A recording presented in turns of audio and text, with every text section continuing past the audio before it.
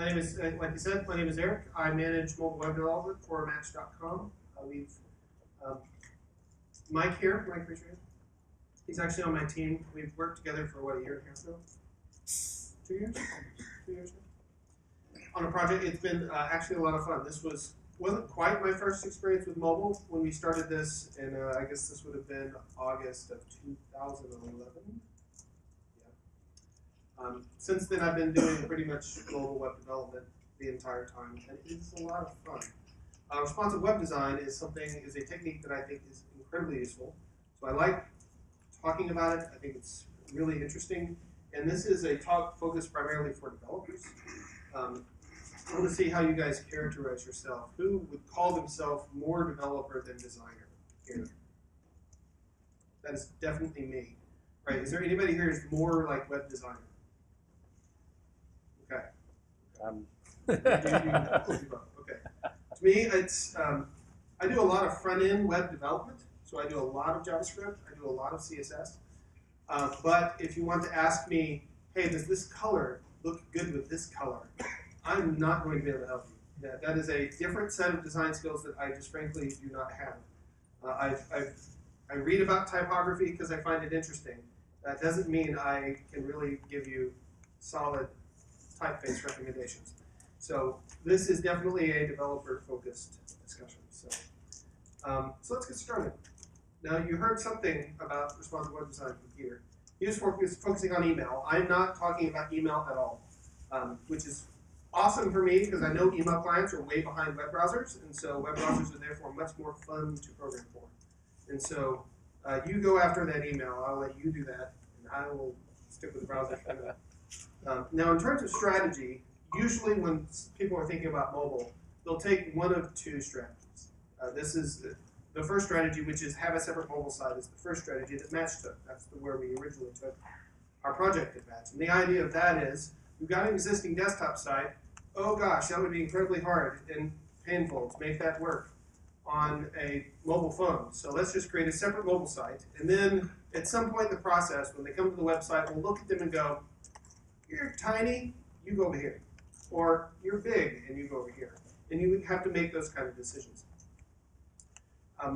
That has some strengths. Like, for example, if you have a very complex website and it would be very risky to change that website, then having a separate mobile website might be the best place to go, at least for first, if you need a mobile presence. In terms of long-term strategy, though, responsive web design offers something that will help. Now, I do want to say this. Responsive web design for most websites is not a mobile strategy. Okay? It is a part of a good mobile strategy. If you have a blog and you want to make this work on mobile, then you know what? Responsive web design is probably going to be everything you need for that. Right? For my blog, I use some responsive techniques on it, and responsive web design is everything I need, works great. Once you get beyond that, there's often a lot of things that you're going to need to bring in to deal with a lot of the problems with mobile. And since somebody asked, what about WebKit Mobile earlier, I just can't let this go just because WebKit Mobile hates me, and web developers in general. One of the problems with mobile web development is fragmentation, and WebKit on mobile is one of the big problems with that. You think about WebKit, you think, oh, well, these Androids, they all use WebKit. Then they must be similar. That is not actually true.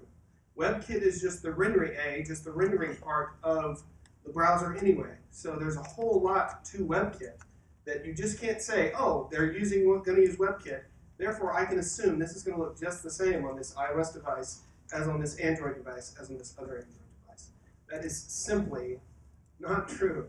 And there have been so many times where we have kicked ourselves over this. I remember when we first launched, iOS 6 wasn't out yet. And so we were launching for iOS 4 and iOS 5. And we made that really naive mistake to say, you know what, we're going to support iOS 4 and 5 because that's the majority of our users. And Android, we'll just be able to make Android work, no time. We'll just support it, easy, boom. They're both on WebKit. What could possibly go wrong? Lots of things went very wrong with Android. And a lot of that had to do with the fact that you got your different manufacturers that would take stock Android, and then they would change the Android browser within that and add all of their stuff and change some things. And so we would get, and still get, some of the craziest behavior from this. Now, since when we started this project where there was only Android 2, Android 4 has come out, and Google's coming out with, has Chrome for Android. This is something that the carriers are not allowed to change, and so if your users are using Chrome on Android, they are going to get a relatively consistent WebKit experience on the browsers. But it's still not going to be the same as WebKit on iOS, and not the same as the stock browsers, because even though there is now Chrome for Android, the browser manufacturers are still shipping the stock Android browser and still shipping it with their changes.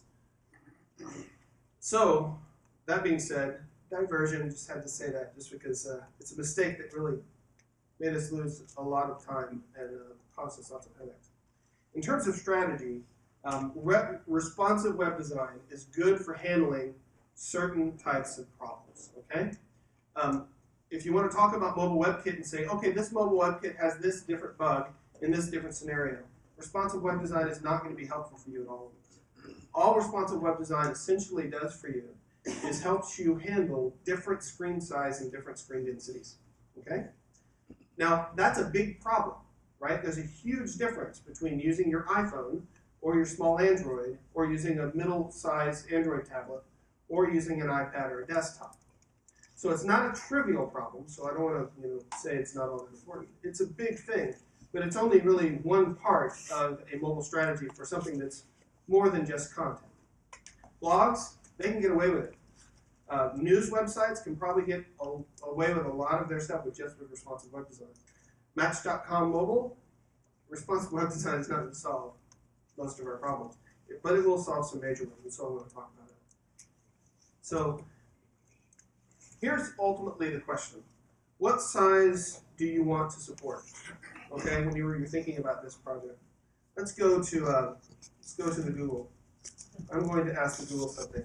Let's see, Wikipedia, Android, screen sizes. There it is. I love this web page. Okay. So, I want to support mobile, and I'm going to have a separate mobile website from my desktop website. What sizes am I going to support on the mobile? What sizes am I going to support on the desktop? How am I going to think about this? And whenever I'm going to use responsive web design, Peter mentioned media queries, which we'll spend more time on. How do I pick my sizes that I want to do? Here you go. Here's Android, just Android smartphones. All right, here we go. We're going. Here's their display inches. That's their resolution. Here we go. 4 to 7 inches, 4.3 inches, 3.7s, 4.0s, 4.7s, 4.0s, 3.0s, 3.2s, 3.5s, 4.0s, 4.3s, and you can keep going. Keep going. Keep going. Keep going. Yep, there's some 5-inch ones. 4.55 inches. Why that? That's awfully particular. 6.4. Well, there was a 2.5. My goodness. Okay, all right. Those are all smartphones, okay? And at this point, they're starting to get into some tablets. And so when you look at the browser landscape for mobile, if you start to thinking in terms of, you know what, I want to support something like the iPhone size, you've already sort of failed because the screen size differences are enormous in the Android world. In the iOS world, you've got one width. If you turn your phone landscape, you've got 3. That's pretty much your choices there. But in the Android world, it's huge. And of course, even in the Windows Phone world, if that ever succeeds and does really well, then you're going to have even more screen sizes there. And Firefox OS, if that ever succeeds, or if Ubuntu mobile ever works, then they're probably going to be supporting a lot of different sizes. And so basically, this is where I think responsive web design shines, because it says, I don't care that there are this many differences in sizes. We'll just program flexibly to handle all of them. Okay? Where that works, but we're going to have a separate mobile website versus a separate desktop website does not solve that problem. Where do you make that split? Do you make it at 7 inches? Do you make it at 8 inches? Do you make it at 9 inches? And once you do, let's say you're going to handle on your separate mobile website your mid-sized tablets and lower. Okay, now how are you going to handle all the size differences below that? Responsive web design once again becomes a technique to handle that. Well, why don't you just solve that problem by just not having a separate mobile and a separate desktop website? So that's what you're dealing with. And this is where I think responsive web design works really well. And so that's what responsive web design does. It solves varieties of screen sizes. Primarily that. You can throw in some stuff about pixel densities, and we can talk some about images if you want. We probably should. Now, some people will say, but this is for designers, responsive web design. It has design in the word. Clearly, this is for designers. Who's that guy? Not a web designer. But I knew you guys would know him. So, it's not for designers, boom. 3 basic ideas in responsive web design, okay? 1, flexible layouts. This is something Peter talked about. 1, you got to have flexible layouts. If they don't change based on the screen size, then how in the world is it going to be flexible? That's just kind of the definition of the thing. 2, flexible images. And this is talking about really the original definition. Ethan Marcotte came out with a book called Responsive Web, came out with an article called Responsive Web Design, and then a book called Responsive Web Design with a book apart. I do recommend it. This was a part of his original definition. You can expand this to not only flexible layout, but flexible content.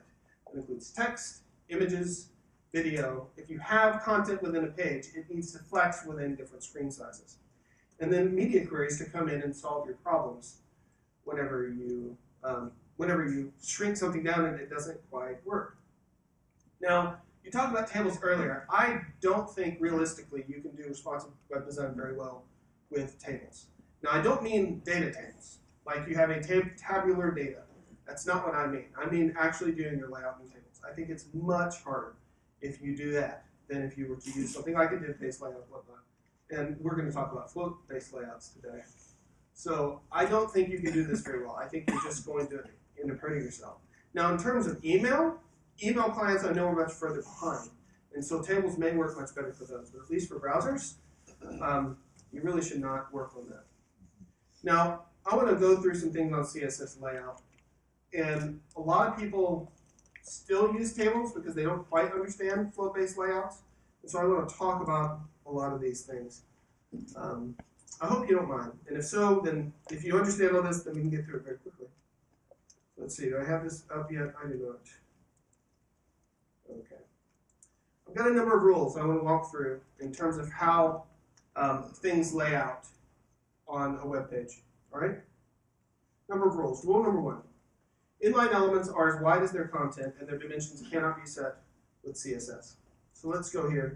Let's create some inline elements. The classical inline element is the span, right?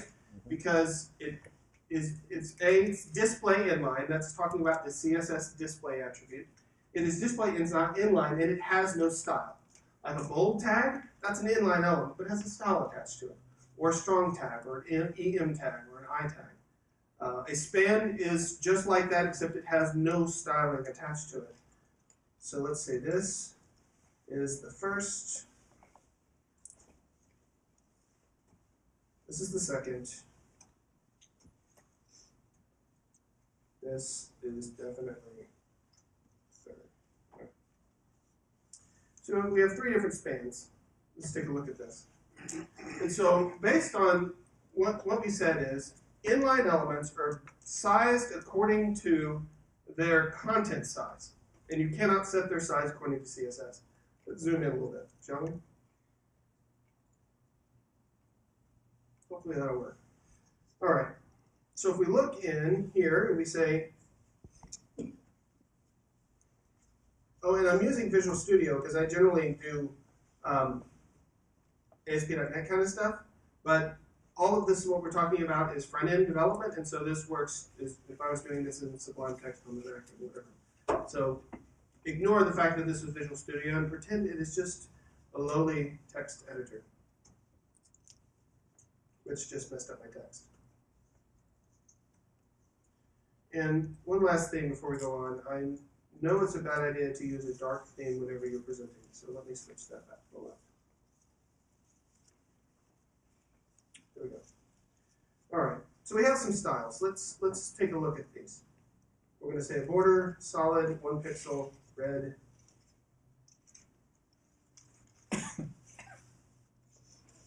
green, blue. So the first one, the second, and the third are all sized according to their content. As you can see, the border is just to the right, left, top, and bottom of what's actually there. If we were to go here and we're going to say change the width of all of these to width of 200 pixels, what's going to happen when we go here? Absolutely nothing at all. Because that's how inline elements work. If you've ever wondered, when you have a bold tag, hey, I want to add some spacing, so I'm going to change the width, or that it doesn't work because CSS won't allow you to do that because it is an inline property. Now, if we were to change this to divs, all right, what are we going to get? Let's go and get rid of the width. Are these going to look visually different than the spans, anyone? Yes, it's a block. Because it's a block level element. And so the block level element will by default fill the entire size of its container. And by container, that could be the entire web page. Right here, there's no elements surrounding any of these elements, and so therefore it's going to size according to the entire body size. But if it's nested in something, it's just going to, by default, all the space of whatever the size of its container is. But you can actually set the width on these. So if we actually set these to a width of 200 pixels, that works. Okay?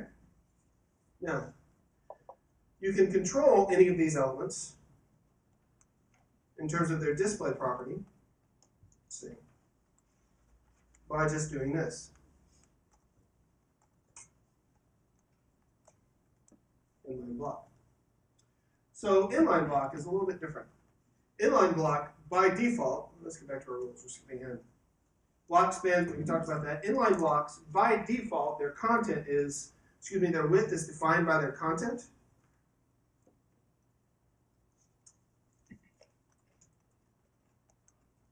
That's default, okay?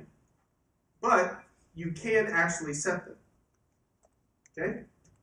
So by default, they're inline in that respect, but they're like block level elements in that you can actually set them. Okay, that's rule number 1. Any questions about those display properties?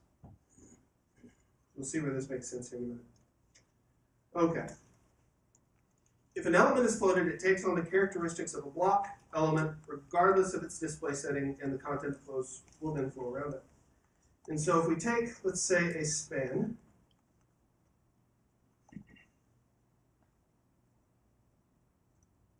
and then let's get rid of this guy for now.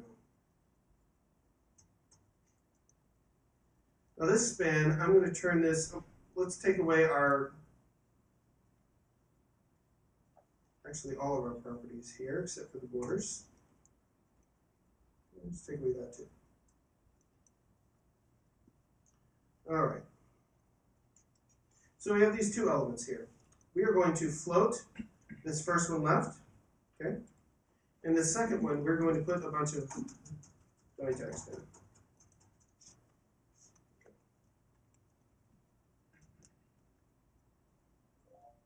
So if you look at the first, is it my phone or someone else's? I'm going to assume it's someone else's.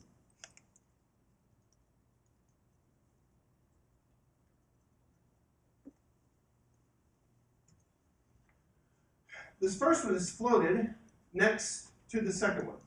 Now, if this is just inline, then you're like, well, it's inline. How do you know it's taking on the characteristics of a block level element? Because I can do this and actually set the width of the inline element. Okay? It's not set to display block or display inline block. It is still a display inline element technically, but when you float it, it changes it from that. It displays a lot more like a block level element, sort of like a block, sort of like an inline block, really more like a block. So that's a rule, interesting to know. This one becomes very important for layouts. Two elements cannot float next to each other if the width of the two is greater than the available width of the container. If we look at what we were looking at right here, this thing on the left right here is floated left. This thing, this second element is not floated at all. Let's turn these to divs since that's normally what you're going to use for layout. And let's float both of these. Float both of these left. And so if we were to set a width of 200 pixels on the second one, these two are going to float right next to each other. Why? Because this is 200 pixels, this is 200 pixels, and this is some total width of something larger, obviously, than 200 pixels. Have you ever been working on a float-based layout and you're like, I'm floating it, why is it not floating next to the thing I just floated it by? One of the reasons is probably this. At least it could be. If you've got both of these, I've got both of these floated left. And so in theory, I'm going to float this one left, and then this one is going to float right up next to it. But because I set the width of this one larger than, if you combine this one and this one, than the width of the container, this one could no longer float. Okay?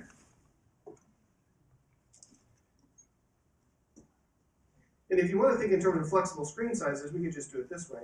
As you shrink this, when it gets below that 400 mark, it's going to flip on down. But when you get it back above the 400 mark, it's going to flow back up there. And so this is, in some senses, a somewhat flexible design, but not very. But that's the reason why this is doing that flipping is because of the fact that you can only set two things side by side with floats if the available width of the container is large enough. I would always recommend setting an explicit width for these floated elements, just because that will ultimately make things easier. And it's also a good idea to clear your floats. Let's bring in this element once again.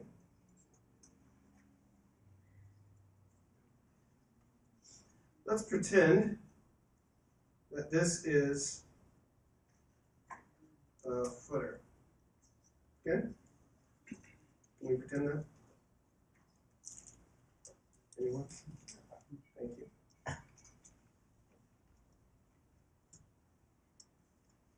So if you look at this element, you can see that I have no flotation applied to it, right? But it's acting just like the other two elements because these two are floated. And here's the reason why. Whenever you float something, you're sort of taking that element out of the normal flow of the document, and you're allowing things to float around it. And so the classic example of floating would be like in a textbook scenario, where you have a paragraph and you have an image. And so you want this text to like flow around that image. And so when it's next to it, it's right beside it. When it gets beyond the image, then that text starts over at the far left. And so it's like floating there within the context of that sea of text. So it's floating on the left side of that sea of text. And that's essentially what's happening here, is this is floating to the left and this is floating to the left. And this just happens to be small enough where there's room for it here. And so therefore it pops on up here.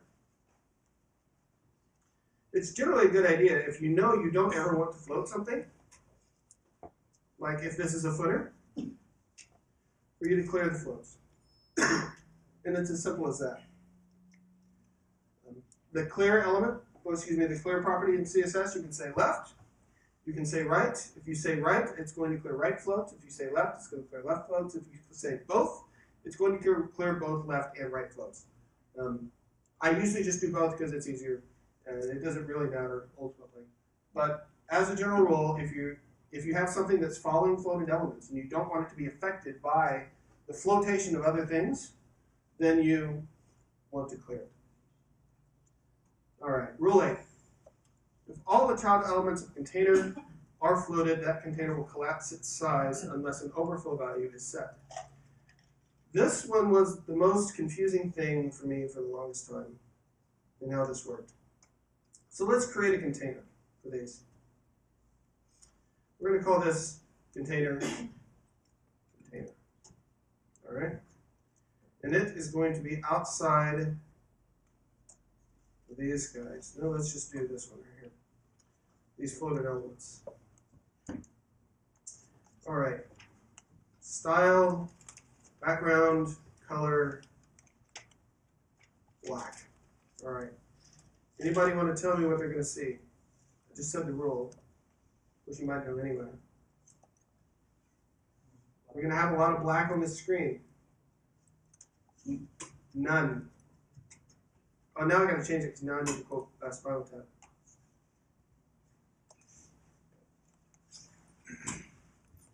And if you know the movie, How much more black could this be? None. None more black. Who's seen Spinal Tap? Anyone? They have an album cover, like Metallica did their Black album cover. They had a Black album cover. It's a reference to that. Go see the movie, seriously. Okay, so here's the rule. I was not planning on making any sort of Spinal Tap illusion. That's actually a general rule in life of mine. Never make a Spinal Tap illusion. So here's the rule. If you have an element, like so, that has a background color, and all the elements within that element are floated, this element doesn't know how to calculate its height. Therefore, you'll never see it. That's how it works. And so, without this overflow value being set, that's why, even though that element is there, you see nothing of that at all. Because you took all of its child elements out of the flow of the document, and so therefore it's like, I can't calculate my height. You took away my child elements. What was me? The easy way to solve that, and I have yet to find a mobile browser that doesn't support this, though I'm sure there's one that doesn't. Overflow Auto will restore it and have the parent calculate its size based on its shoulder. Okay? This has very practical ramifications, which we shall see in a moment. Any questions about that? Yeah. So the initial value is visible, apparently. What if you set visible? Is that a more effect? I imagine it's actually going to do the same thing.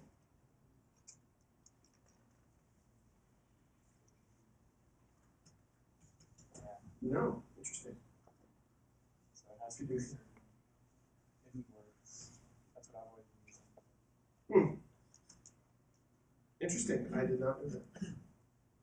Thank you for that. Why? Do you know? Oh yeah, that was my question, I guess. Okay, I'm going to find that out. Now I got to know. Why was that? Because you would think that would work. Can read the web core source. Maybe I'll do that. It's kind of counterintuitive, right? It is. Visible means it's not visible. Craziness. Browsers. What were they thinking? Rule number 9. Width is not determined by the CSS width property. Okay? When you're talking about doing layouts, width is determined by your left margin, your left border, your left padding, your width of your element, your right padding, your right border, and your right margin. Okay? All of those things are very important for calculating width when doing float-based layouts. And so if we go back to our example earlier where you had a container, hey look, we have one. I don't think we need the background color anymore. Let's change the border to, somebody pick a color. Green. Thank you. Okay. Oh goodness, we have no height. We know what to do about that. Okay. So this is now spanning the entire size here. If we open up the Chrome DevTools, this is a nice handy feature. If you have the Chrome DevTools open, it'll tell you the width that you got right here. So see that at the top right-hand corner as I move it, you see the sizes? So let's go for around 500 pixels. And we're going to set the width of these to 250 pixels.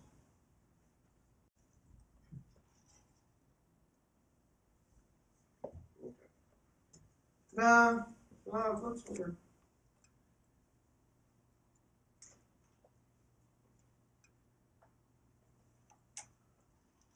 Did I set them wrong? Width 250 pixels, width 250 pixels. So left.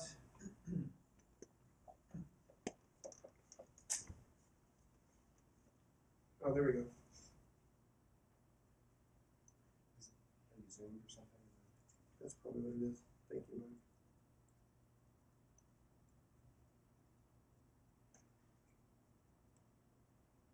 See that? Okay, that is exactly what it is. Glad you're there. I would have befuddled me. Now, since you know the answer to that, why doesn't overflow visible work? Okay, so here we go. At about 500, this breaks, right? Because we're doing width calculations. Now I want to do something. So let's get it where it's working. You're like, okay. You look at this and you go, oh gee, there's not nearly enough readable white space on my text. I mean, look how this juts up directly against this border. And this black on red is terribly hard to read. Well, it's black on red, but we need some spacing there. You know what? Let's put some padding in. And so I'm going to work on the right one. I'm going to say padding. I'm going to give this all a padding of 20 pixels.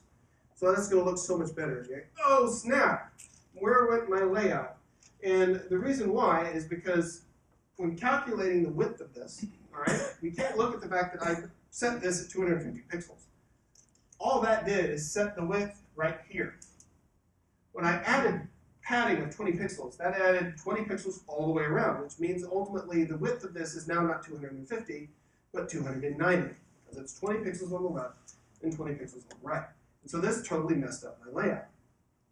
So when you're calculating width and doing float-based layouts, you've got to take into account margin, border, padding, and the actual width of the element before you're going to be able to do any sort of float-based stuff very reliably, because this whole problem of if there's not enough space in the parent container, it's going to float down, okay? And so that's it. Take all of this into account whenever you're calculating your width. So let's be practical. Let's put these things into a real example. Okay, so let's stick with this page for a second. And let's create a menu, shall we? Let's use a nav element. This is the HTML5 user group. I mean, nav element. So we need a number of different elements. So we are going to create a menu that is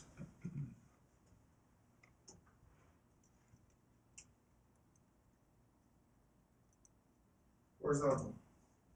So if you take a normal unordered list like this, by default you've got the bullet and you've got each list item underneath the other list items. Question, why are they stacked underneath each other? Anyone? What? Because they're block level elements.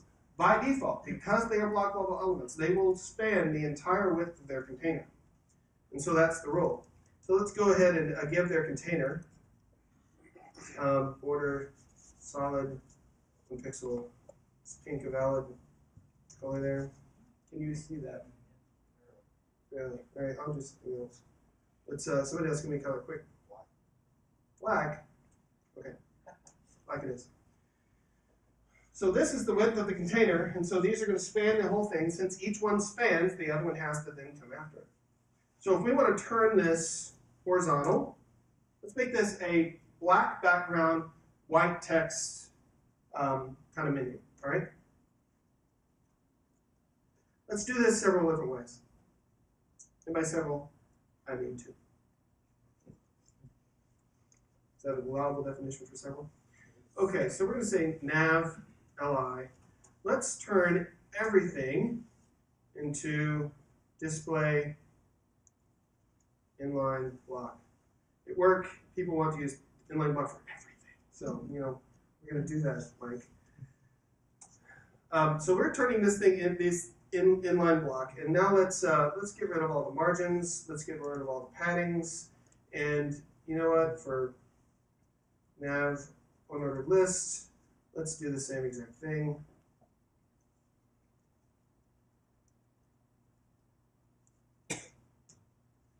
Okay. Hey, look, they're inline elements. That's pretty cool. But they're too squishy. So I'm going to set the width of these to 200 pixels. And that's going to do what?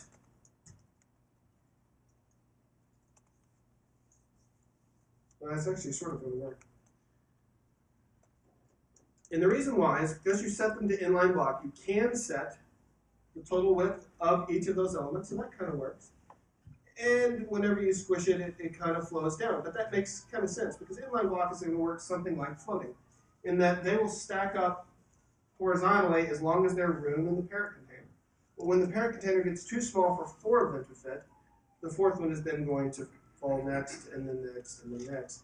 But still people like inline block. And let me explain what I don't like about inline block.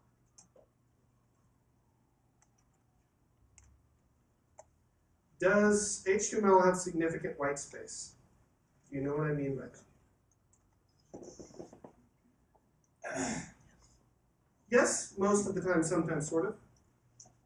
If you have 2 words and you have 4 spaces in between these 2 words, how many spaces are you going to see on the page?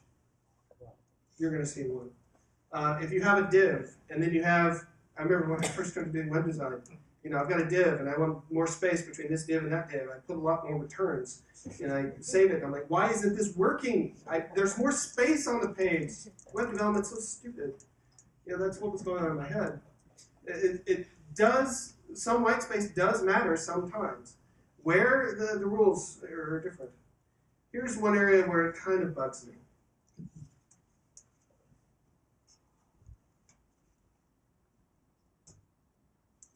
Question, why do I have black spaces here?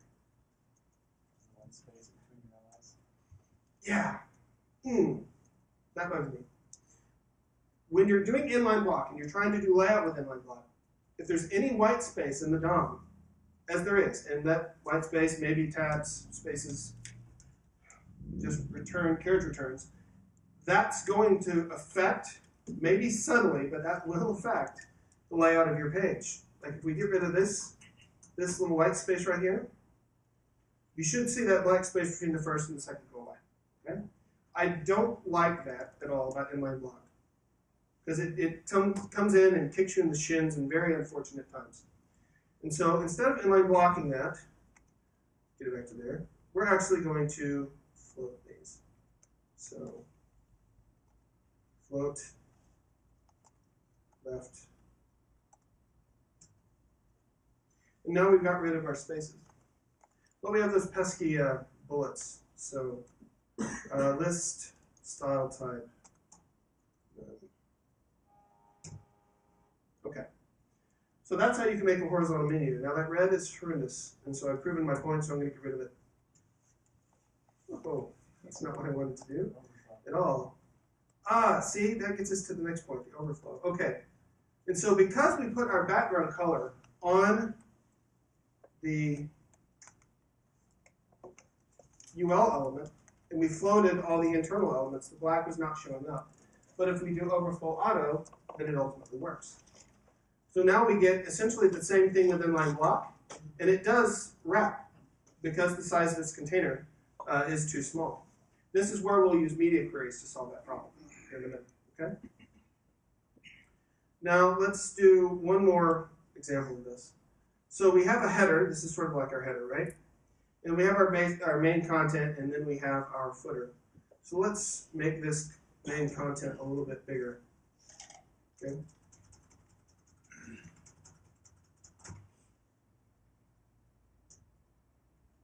It's fantastic. This is exactly what Lorem Ipsum was made for. But I'm just going to do that. Okay. So if you want to think in terms of a 2-column layout, let's call one a sidebar and one a content or something like that. So let's get rid of our styling that we have here.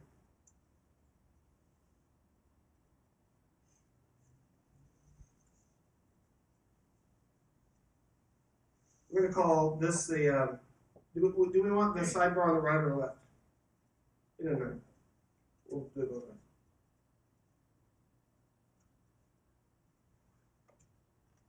Okay, sidebar and content. So let's break these things down. We'll give the sidebar a background color of,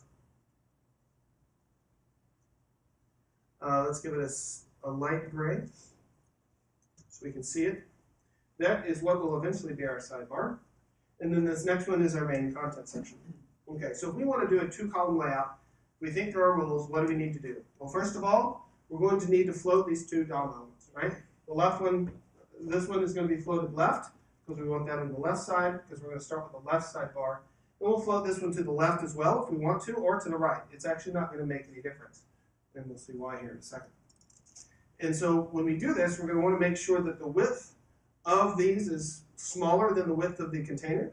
And so let's say we're going to give our container, which I think its class name is container. That right there is an example of fine naming. It's the container. I'm going to give it a width of 960 pixels. Common width for web pages. So container is now 960 pixels wide. That means I can divvy up the rest of the page by that size, and so I'm going to say sidebar is going to be a width of 360 pixels, and then the content is going to be a width of 600 pixels. Is my math okay? Okay, good. I want to float them left. I'm going to do that with both of them, and voila. Okay, so we've got a nice two-column layout. Okay. Now let's talk about problems here. Actually, let's do one more thing before we talk about issues. If we want to change the order of how these work, we can always do something like this, right? Because what's happening is the float direction, left to right, is telling you which direction to go. If your source has your sidebar first and your content second, if you float them both left, it's going to be one at a time. Sidebar first, content second. If you float them both right, it's going to be, once again, float one right, then the other right. If you want to switch the order, you can always just make one float left and one float right. And as long as you're doing the clear both on the footer, you're actually going to be fine. It's not going to affect anything afterward. So you do have some measure of control on, regardless of your source order of where your content is, how you're going to make that on the left or on the right. So that works out pretty well. So this is very inflexible. All right, this is not responsive. But this is a float-based layout. So let's make this first flexible, and then we'll make this responsive. And so one of the first things you want to do whenever you want to take something from being inflexible to flexible is get rid of set widths of things. Okay? Sometimes this will solve a lot of your problems, changing width to max width. Sometimes it will, this time it actually won't. And I'm sure you can guess why, because now I can change that width down to something smaller. Well, what happens? My child elements are still, because they are set with explicit widths, wider, they're still 960 pixels. And as this gets smaller than 960 pixels, it is not wide enough to handle it. And there you go up until about that point. So you want to start thinking flexible. And another way to start thinking flexible is instead of setting explicit widths for things, set percentage widths for things. And so if we were to go and take this sidebar, and instead of saying it's 360 pixels, we're going to call this 30%.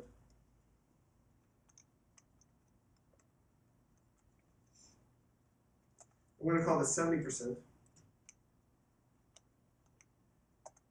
You now have a nice flexible page that doesn't break.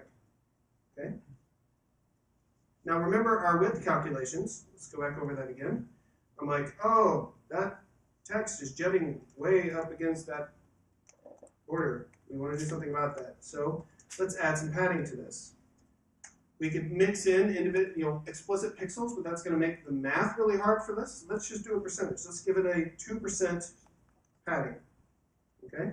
Now is this going to break our layout? Answer is yes, it's going to break our layout. Because now the total width of everything is 104%. Because the total width of the sidebar is now 30 plus 2 and plus 2 on each side. And so you add 2% there, you take away 4, because it's on both sides, and you've got a nice, flexible layout like so. And then we might want to do the same thing for the content. If we're going to use the same padding percentage, hopefully my math's right. And so now this, at least, will actually go really well down to smaller sizes. It is very flexible. But it's not really responsive. And there's two problems here if you look at this. One, at some point this sidebar gets too narrow, right? I mean, I think so. And of course it's obviously going to depend somewhat on your content. But this sidebar is getting really narrow, so we might want to change that. And another obvious one is the menu. If you have 4 menu options and you drop them down like this, where one over one and one over the other, that actually doesn't look too bad. But this just looks sloppy, where you have 3 and then 1. And so whenever we have a screen size that doesn't work for a bit of content like this is where media queries comes in. So if we look and say,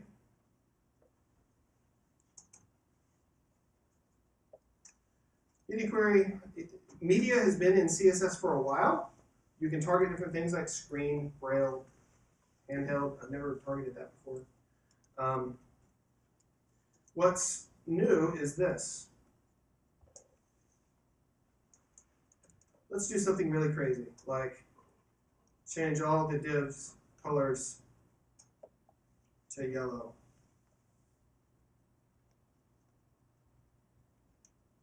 Ooh, yellow green. This should be hideous. All right. So it becomes hideous right there at 500 pixels, right? So here's how we read this media query. When you're using a screen, and the width maximum is up to 500 pixels. Okay, so if it's 400 pixels, 300 pixels, 200 pixels, as long as it fits within this maximum width of 500 pixels, apply this CSS. So we get smaller, we get to 500. I don't even know if I can actually get it to stop on 500. Doesn't really, hey, there it is. Okay. There's your 500. So as long as this rule works, then you can change the color to yellow green, which of course is completely useless. But here's where it gets useful. So if you look at our width of our headers, let's give these a more reasonable size. Let's give these 100 pixel in width for each of our items. And so if you look at the content, say, okay, where does that break? It breaks right there. So we're going to say, give it a little margin at 450 pixels. I want to change the layout entirely of the menu. Okay? I'm going to get rid of the floats. No floats. So let's go ahead and see what that's going to look like. Okay, so float none. I'm going to say display block width auto. Oh, it's still targeting divs. That's kind of stupid.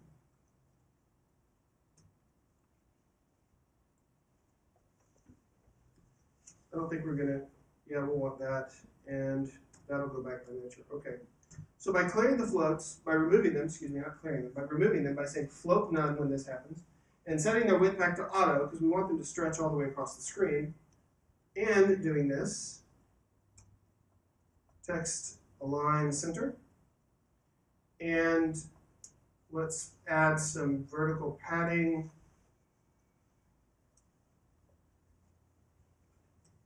Yeah, that works. And so when you're on a desktop size monitor, you're here, but when you're on mobile, you actually have a very easy vertical menu for you to select. Okay? And so, how do you make this look whenever you need to make this change? Well, that's up to you. And I'm not a designer. I don't know sometimes the best things to do. But I've seen this work. This is actually a very easy way to turn a horizontal menu into something that works very easily on mobile. It's just to say, okay, don't make it horizontal anymore. Just have a list of links there vertically that I can swipe by quickly if I want to. There's other techniques you can do, like whenever you go responsive, move all the links to the bottom, and then you have a link at the top down to the menu, but this is the simplest way of doing it. And so you're using flexibility of the content. In this case, text is kind of flexible. Flexibility of the layout, and you're using media queries to say, okay, whenever I get to a certain screen size, I'm going to shift how this is going to lay out on the page. Okay? And just for grins, let's do this for the 2 columns as well. And let's pick a different point where we're going to say at 600 pixels. I want to change how that works.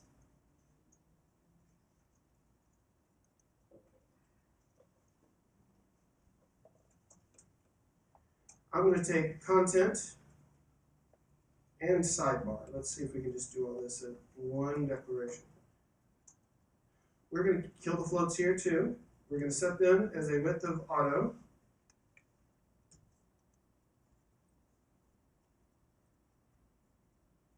And so as your screen size changes, your page flexes. Now, I use two different sizes for a very particular reason. Okay? And this goes back to that very long list of Android screen sizes. Okay? How do you decide to size your menu? Let's say you're making that menu decision. Or I want to size my columns. At what point do I use a media query to come in and solve this problem? Do you go and make a survey of the most popular Android screen sizes and make that decision? Back in the first days of responsive web design, a lot of people were basically picking the iPhone width because the iPhone was by far the dominant width, and most Androids at the time were really close to that anyway. And so, okay, well, when the screen is 320 pixels in width, we're mobile, boom, apply the media queries. This is not a very good idea. And the reason why is, A, there's a whole lot more proliferation of size, and B, it just really doesn't make any sense. What's the problem with the screen size here? Is it the problem of the device or the problem of the content? It's the content that has the problem here. This content may or may not work at this size, or this size, or this size, or this size. If you focus on the device, you're always going to be trying to find newer devices that are different pixel sizes and say, does it break here? Does it break here? Does it break here? But if you size based according to the content and say, this content works up to this width, you can basically ignore in most cases what this particular width of this particular Android is. It's a content problem. Think of your content and size things according to your content. Don't size things according to what is the most popular browser width in the world, which is, I believe, 320 pixels for smartphones, still with the iPhone. So you definitely want to go with the content and make the content flexible at whatever sizes it makes sense for that.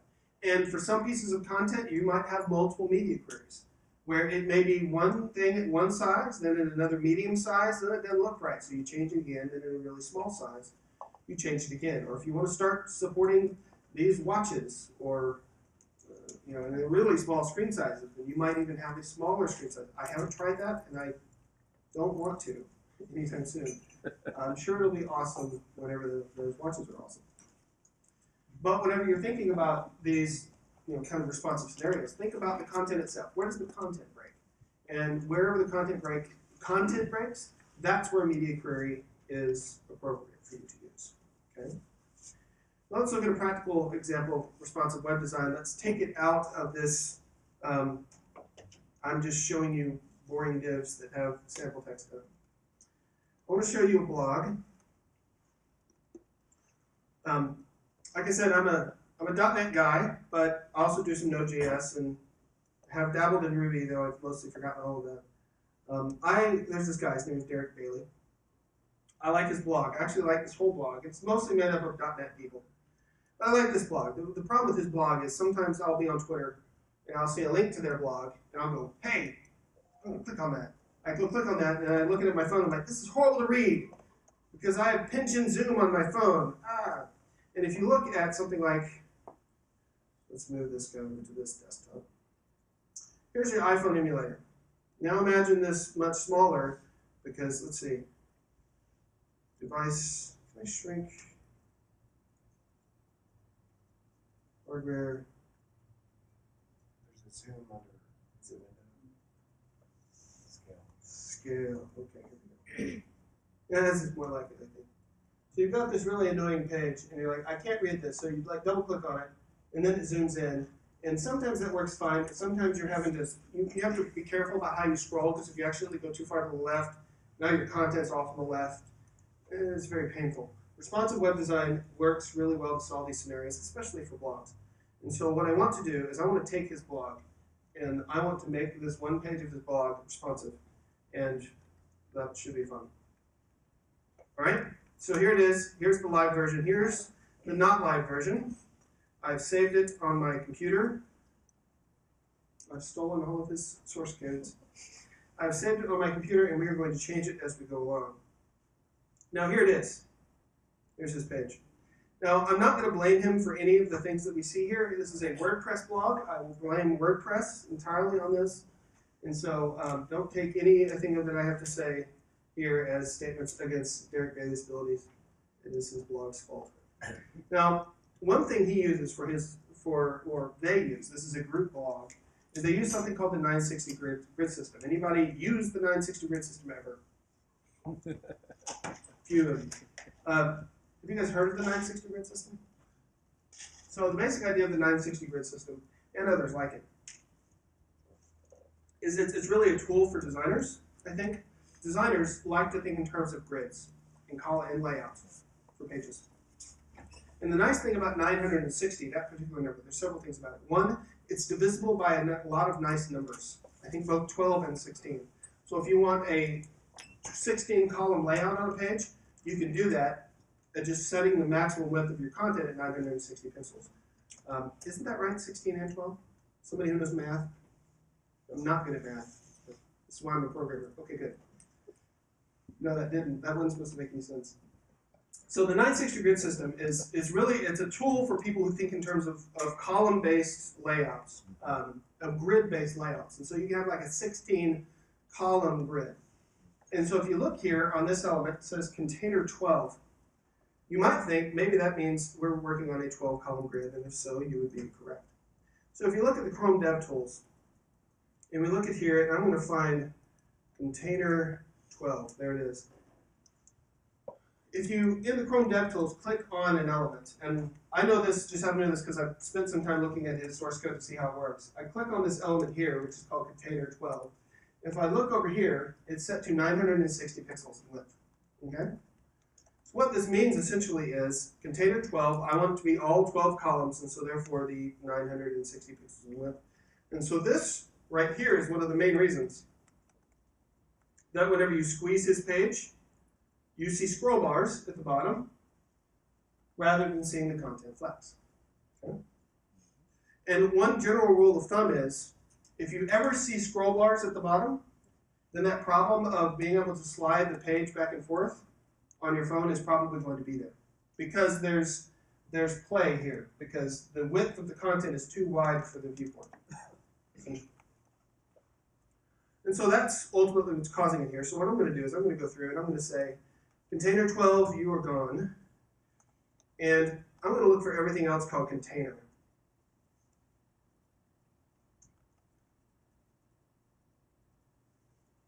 So, okay, not that one.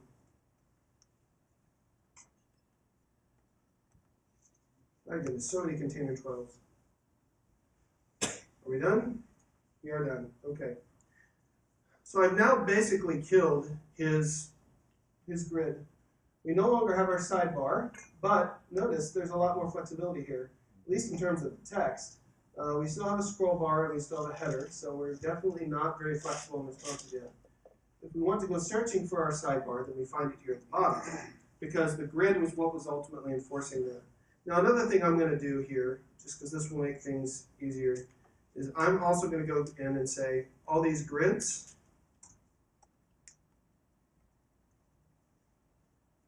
I'm going to get rid of these two. Now the 960 grid system came out before responsive web design, and 960, as far as I know, there is no actual responsive 960, but I think the 960 guy might have come out with a responsive framework, and there are responsive grid system frameworks like Zerb that we talked about earlier.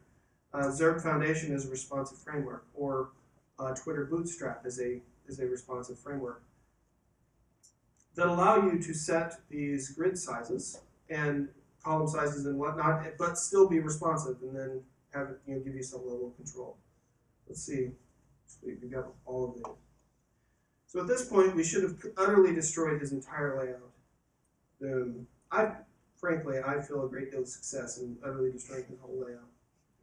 So now let's put it back together and make this flexible and responsive and make it 2-column again. So first of all, when we're getting squishy, we're going to notice that about right here we have a problem. What that is that's actually the header.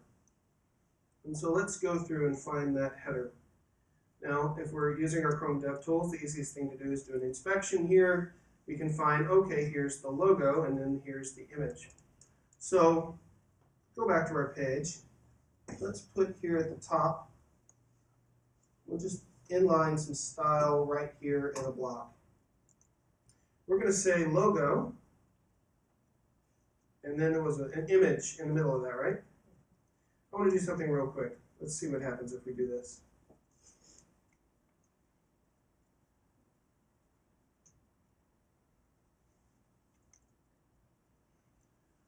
What you'll notice is, notice our scroll bar is gone at the bottom. See that? And the reason why is up until probably when we get insanely small, we can't even get one at all.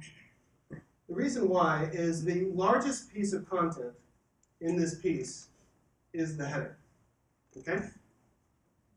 And so by making this relatively simple change, setting the max width of the image, which is inside the logo, to 100%, what that's going to mean is, whenever you have an image nested within that logo, its width will be calculated either its own default size, or if the container is smaller than its default size, according to the size of its container. Maximum width 100%. This right here actually will solve and is an easy solution to a lot of image issues that you're going to have with responsive. Now, it doesn't solve all the problems. We can get into those later if you want, and I believe Peter's going to talk about this next week as well. But that right there ultimately solved at least our scroll bar issue. Now, the other problem is our header is all completely whack, because you see this little gray here. We should try to solve that. So let's go find that. So once again, relying on our Google Tools, we're going to go to the logo, and we need to find that background color. And I'm actually trying to remember. Oh, snap. Didn't even click on that.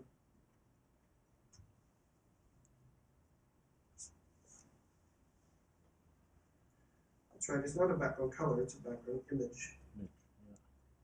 So let's go in here. There is another file, and I'm going to try to find this very quickly, and if I don't find it, we will move on. If I remember right, it's in Style CSS.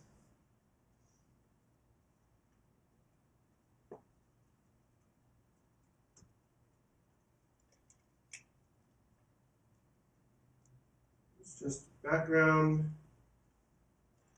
There it is right here. Okay, so on the body, they have this header background image.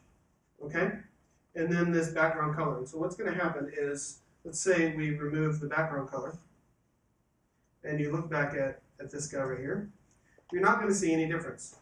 And the reason why you're not going to see any difference is because the background color is being overridden by the background image, right?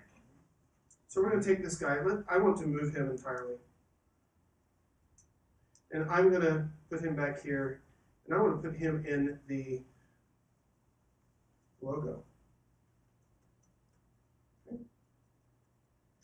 Now I've now changed the path, so I think it's post files.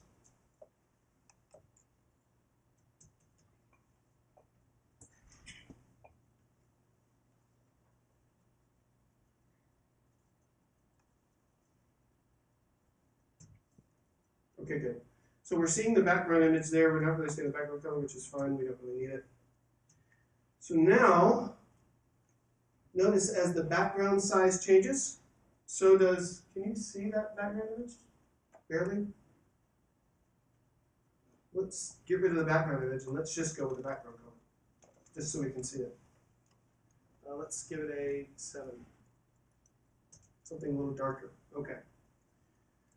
Notice as the size of the logo content changes, the background color changes somewhat as well. Now, there's this unsightly space up here. If I remember right, that's because there is a margin on the logo. Margin top, there is a margin top on the logo. How do we solve this? Get rid of it. Margin top, 0, but I still want some space up there, so I'm going to add padding top of 30 pixels, so we'll get that space back. And so there we have it. So now we have a much more flexible header. It actually looks pretty good. Now we need to put our 2 columns back in place. And so if we go digging through the source, or just once again Chrome DevTools, let's go find this, inspect element. We have a sidebar and a main. Okay? So sidebar and main.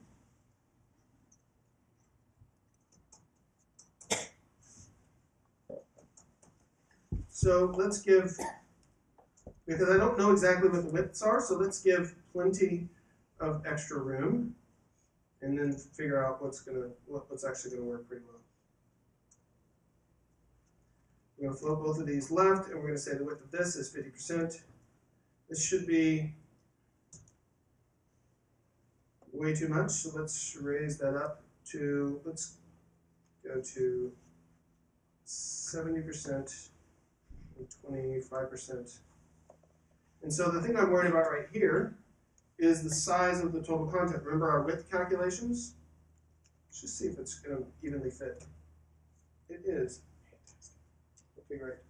So now we have a width of 70% for our main content and a width of 30% for our sidebar. So we now have a nice flexible interface here. It breaks. Something is breaking it. That image needs to be set to the max width, just like the logo. Yeah, this does. Is that what's actually, that is what's throwing off the sidebar. Man, I'm glad you're here. Have you figured out why overflow visible doesn't work yet? I really need to get on that. It would be really helpful. Okay, so let's see. Let's just target text widget and then images inside of it.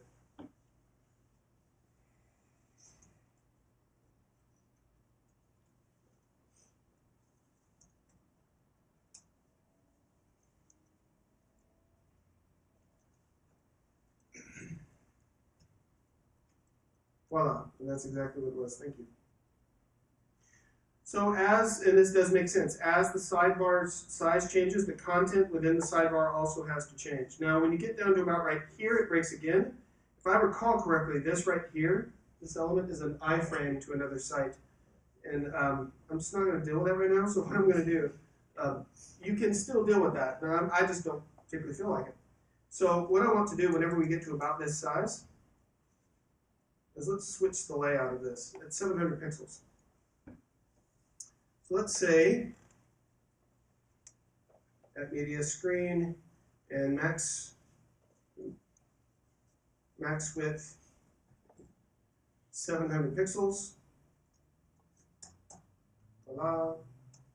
I want to take the sidebar and we're going to do what we did before. We're going to float, none, and width is going to be 100%. And then for main, we're going to do the exact same thing, so there's no point in actually doing it. So when we're here, we're 2 column, we're here, we're 1 column. And remember back to our, our horizontal menu, that's going to kick in right here, right? We can then turn this into a vertical list of links, or some other techniques that are a little bit more complicated. Down here, if you look at the sidebar, it's actually kind of readable. This actually works pretty well. And so we've got, this is, well, maybe you might want to align it differently, but at least in terms of a usability standpoint, this is actually going to work pretty well. Now the footer used to be a 3-column in the footer, 3-column design, and that works fine on a desktop size. At the smaller size, once again, you're going to want to remove the floats, and you can do the same sort of text centering here. And if you want to, after we finish this discussion, we can come back to this and we can further flesh out this design. But I don't want to bore you too much because it's basically just reapplying all the same stuff that we've already talked about. So if you want to come back to that, I will certainly be very happy to do that. Now, before we leave this, I want to do one other thing, and this is always a fun, and by fun I mean not very fun at all, problem. This is actually viewing that website on my VM right here. And so I'm going to refresh, and I'm going to, of course, hope that now it's going to look awesome on my iPhone. And of course, it doesn't. It actually has the same problems it had before. I still have to do some pinching and zooming, and that's very painful. The reason why is there's this one super powerful, awesome tag. And let me show you this blog. This is an amazing blog. Okay? It's really great. Great stuff in it. It's really awesome. I recommend it. I don't know who the author is. It's fantastic. This author uses this thing called what is called a viewport meta tag. Let's zoom in some here. Oh snap! Don't do that. Here we go. Meta name equals viewport, content width equals device width. My goodness, what in the world would we even hope that that would ever do? All right, well, let's just put it in and see what happens. At this point, I'm expecting to see magic. Am I going to see it? Boom, I see magic. Now I can scroll up and down. I can't scroll side to side, though I'm certainly trying right now. We've got our, well, we should have seen our nice header. Our nice header is shrunk down. I mean, that is a ghastly color of gray. So I'm not a designer, but that looks horrible. But you can see our main content is now vertical here. This takes a long time. Okay, and then we get to the sidebar, which is now actually works pretty well. And get back to our discussion of, we could then take this and apply more styling. We totally killed his entire grid before doing this, and so it's still kind of whack. But it's just applying all the same floating, taking care of widths and media queries that we've been doing before. So why did that viewport meta tag work? Okay, imagine you're Apple, right? You're Steve Jobs. And you're like, okay, I'm going to come up with this phone. It's 320 pixels in width. It's awesome. And so what I want to happen is I want all web pages to basically work on this. Just by default. Just when someone's on a desktop, what do they normally see whenever they go to a web page? I want to see something like that. Now on the phone, that means it's going to be really zoomed out, right? So what they did in terms of the viewport is by default, the viewport, the port through which you view, the size of the screen, is sized around 960, 980 pixels in width. Okay? I don't remember the actual number. It's one of those two. The reason why I don't remember is because other devices have come out and they've changed it, and one went 960, one went 980. Regardless, that's what they did. And so by default, the size level of the screen, without this viewport meta tag, is 960 pixels in width, or 980. That's why whenever it comes to the page, none of those media queries kicked in. Because the media queries are kicking in at 700 pixels in width, or 500 pixels in width, not 960 pixels in width. What the viewport meta tag says is, this is just off the page a little bit. Okay, viewport, I want your width to be the width of the device. That's what that says. Width equals device width. So that if you have a 320 pixel screen, treat the page as if it's actually 320 pixels in width. And at that point, the media queries kick in, because both of my media queries were larger than that 320 pixels. And so that's why the viewport meta tag is absolutely essential for doing anything with responsive. Because all of these phones, Apple started it, everyone's followed in line. They all work this way, where you set the viewport to, they're going to default it to something large so you don't break all the desktop screens. And you get what you expect when you view a desktop. But if you have a mobile developer who knows what they're doing, they can use something like responsive and use the viewport meta tag and give them a custom experience. So that's why that's very important. Now another thing that's very much related to this, and that's the content, the idea of pixel density. And so another decision, and another, I think, very smart decision that Apple made is they upped the game when it came to screen density as well as they did with mobile. And so they come out with their Retina screen. They're like, okay, we have 320 pixels in width, but we're actually going to put 640 actual hardware pixels there. So how are we ultimately going to handle this basic idea? And so what you get is you get a distinction between what some people call CSS pixels versus hardware pixels. Okay? A Retina screen iPhone, in terms of CSS, is 320 pixels in width. It is not 640 pixels in width in terms of CSS. If you take an element and you set it to 320 pixels in width, put a border on it, and you put it on a page, on a Retina iPhone and on a non-Retina iPhone, those are going to look the exact same width in front of your face. Okay? And the reason why is, once again, they're like, okay, we've got these Retina devices. Now we've got lots of devices out there that are using responsive web design, using this viewport meta tag. They're expecting these pages to have media queries that are targeting things around 320 pixels, and when they're 320 pixels in width, they should take up the size of the screen. If they didn't do that, they would then break all of the responsive sites. And so they're like, no, we're not going to do that. What we're going to do is we're going to say, make that distinction between the hardware pixel versus the CSS pixel. And so you basically get an interpolation between, okay, we have 320 pixels in CSS, but 640 in hardware. How are we going to make those jive? Well, with things like vectors, like text, that's not going to be a problem. They're vector images. They can zoom that right on up, and you're not going to have any issues at all. Things like borders, you're not going to have that, or a background element on something like a background color on an element. You're not going to have any problem. Anything that is vector-based is going to be just fine. Things that aren't vector-based are going to be problematic. You guys might remember whenever the Retina screens came out, and if you got, did anybody buy a Retina screen iPhone? Anybody other than me? Okay. You might, if you didn't, you might have heard people complaining about the fuzzy images on the Retina screens. Okay, and the reason why there's fuzzy images on the Retina screens is this exact problem, where you're like, okay, I have an image that this is my 320.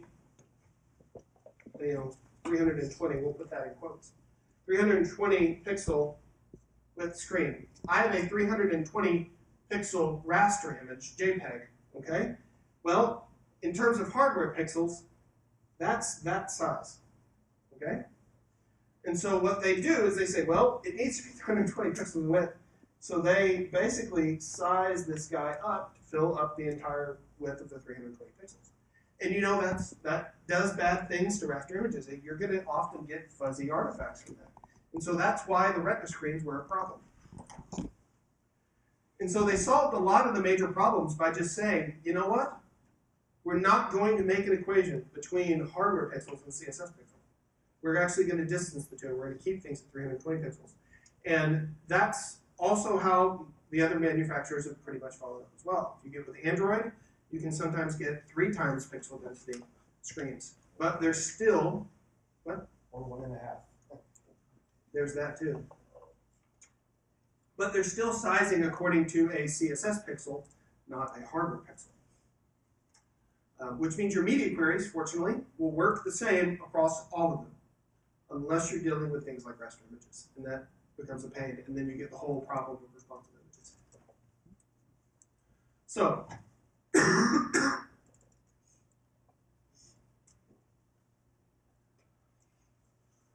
responsive web design is particularly effective on content-heavy sites, like blogs, or news sites, or whatever. It works really well, and sometimes it will solve all of your problems for handling mobile. Okay? On my blog, the only thing I do for mobile is media queries, and I don't even have all that many media queries, just a few. On more complicated sites, like Match.com's mobile website, responsive web design is not going to solve all of our problems. All right? The more you do mobile, the more you realize that the mobile browser landscape is a total minefield. Okay? And that the mobile browsers, there's just lots and lots of little bitty quirks all over the place. Back when we started our project, when it was iOS 4 and 5, it was always Android that was giving us headaches. That might be because we started with iOS. But then iOS started doing really mean things to us. And so it's really everywhere. And you get the problems with Windows Phone. Of course, everybody jokes about IE in terms of web design. If Windows Phone becomes popular, then you're going to have another set of browser with another set of browser quirks. You can do media queries, for example, on resolutions. Media queries for resolutions don't work very well on Windows phones. I think they always say 72 dpi, regardless of what they actually are. And so as you do mobile, you see more and more devices, and you find more and more problems, and you find more and more differences, and responsive web design doesn't solve all of these problems. But it solves screen size problems very well. All other types,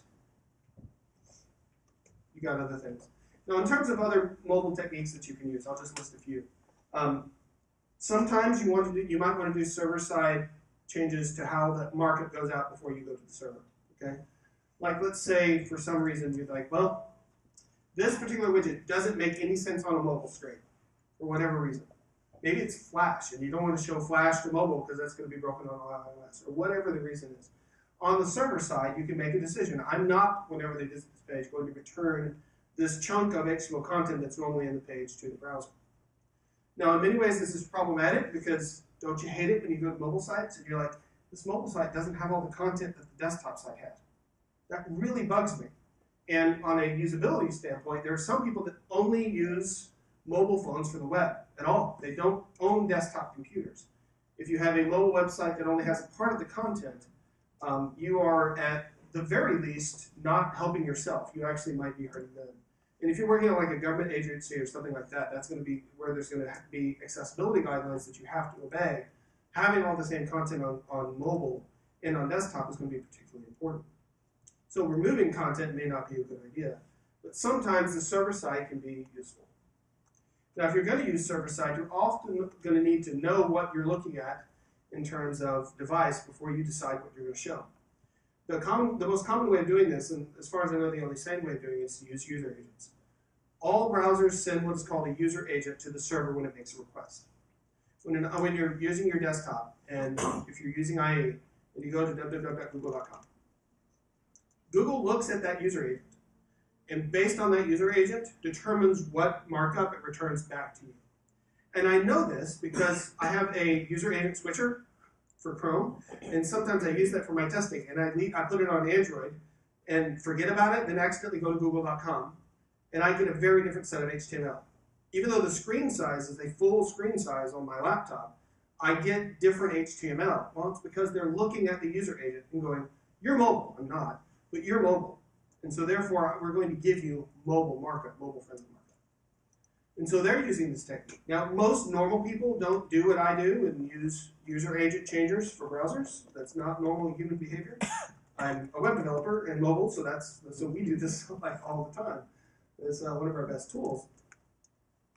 And so it's not really a problem, at least in that sense, for normal people.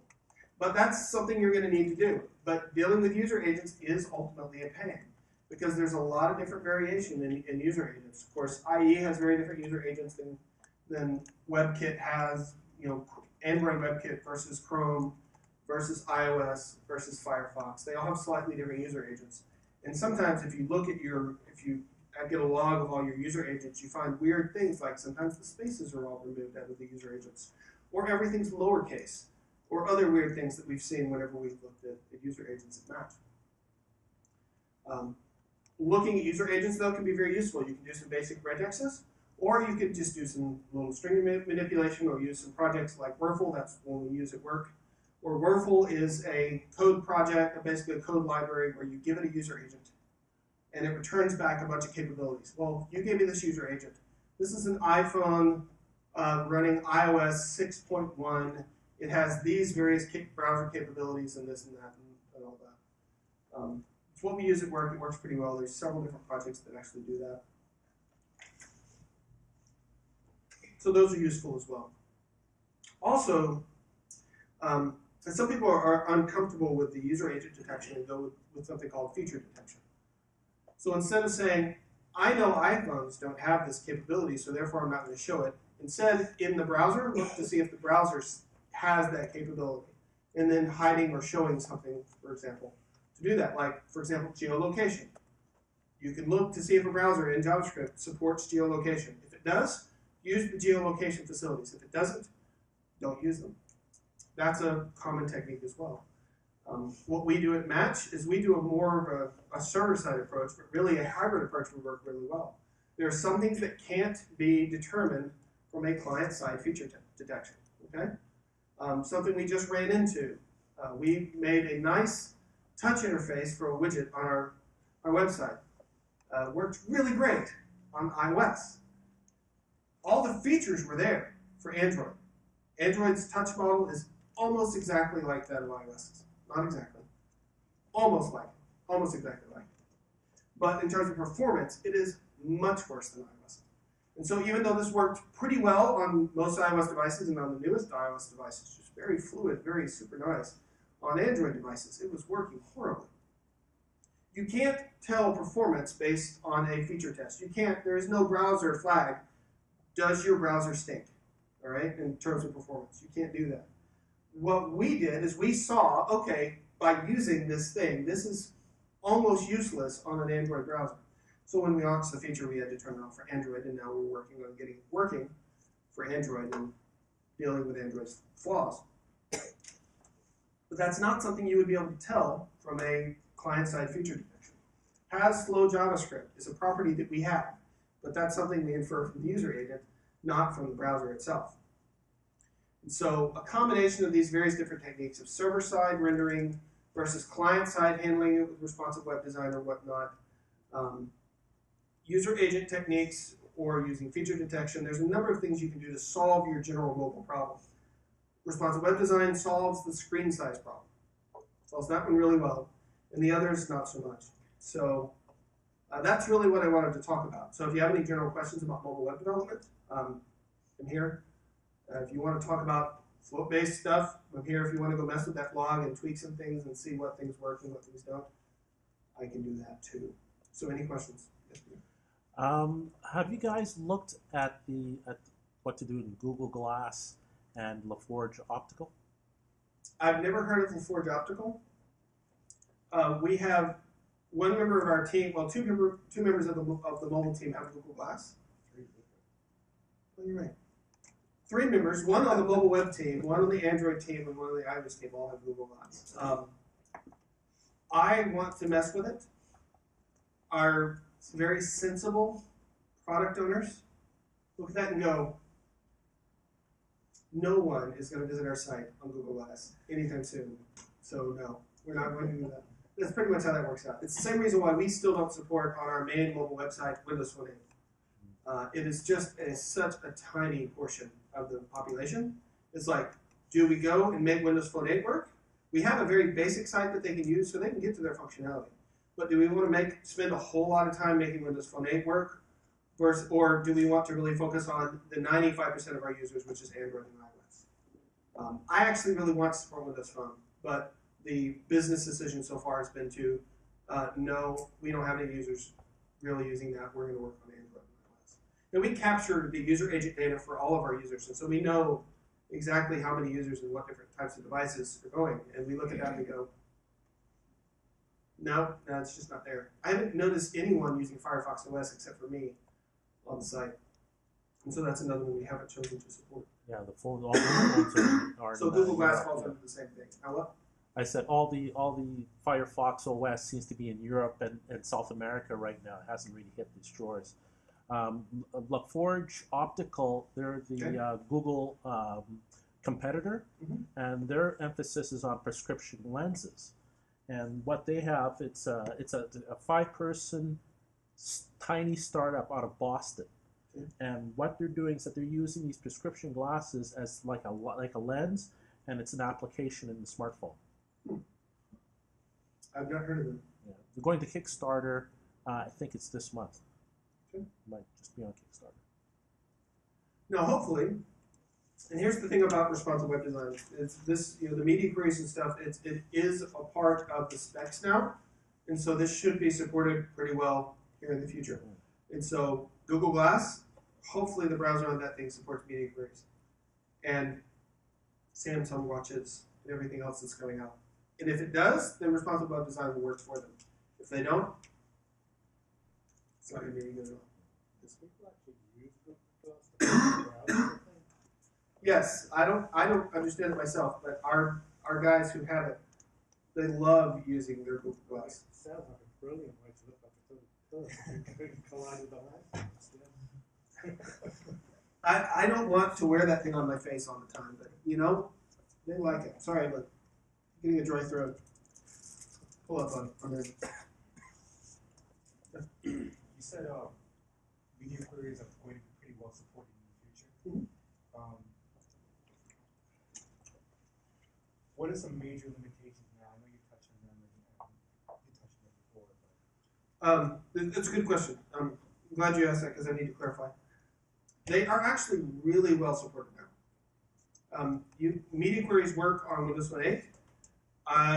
They do work somewhat on Windows Phone 7 because Windows Phone 7.5 because Windows Phone 7.5, thank you, is a variant of IE9 if I remember correctly. But then again, not that many people use those, so it's not that big of a deal. It's supported on iOS, on every iOS device I've ever seen.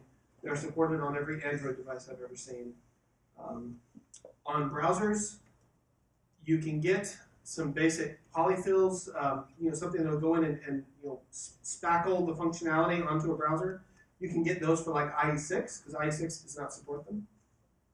But I think it was IE9 that they started supporting media queries. Let's find out. Respond.js supports IE6 through 8. There you go. So Respond.js, this would be your polyfill for giving you those other things right there. So yeah, so if Respond.js is for IE6 through 8, then IE9 would be whenever you get media queries. So media queries right now have excellent mobile support. And so this is a part of the newer specs that you can use pretty much everywhere. Now, if you're supporting BlackBerry 4s, okay now. We support BlackBerry 4. No, we don't. We sort of do. We support BlackBerry 6 and 7 on some very basic mobile stuff that we're doing at Match. And we have a third-party mobile site that supports even BlackBerry 4s and probably even lower. Those aren't going to support your media queries. But in terms of phones in use, 98, 99% of people, at least in the US, are going to be using phones that support media queries. It's going to be a number about that high. In the desktop browser world, it's going to be very high as well, because IE9 and up, and Firefox and Chrome have supported them for a very long time. So it's as far as things go, it's one of the safer things you can use for both mobile and desktop development. Well, I'm not a developer or designer, but I kind of wonder, how much time should you spend working on the obscure anomalies like that? I mean, at Match.com, especially, who wants to date a person they saw that was 3 pixels high on the screen? We've made some of the same arguments.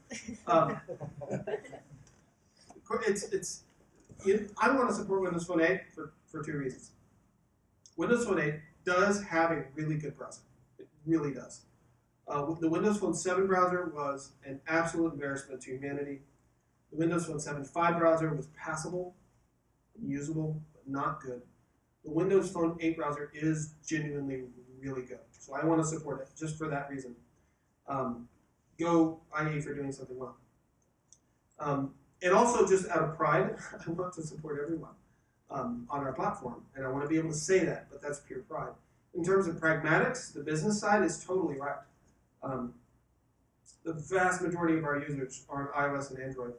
And BlackBerry still is beating Windows Phone for us. Really? Yeah. So that's where we did our support first. We did iOS first because it was the majority by a good bit. And then Android was another very large chunk. And way down the ladder was BlackBerry 6 and 7. So we supported them as well. Okay, one of the rank amateur's question, and remember I'm not a designer or a developer.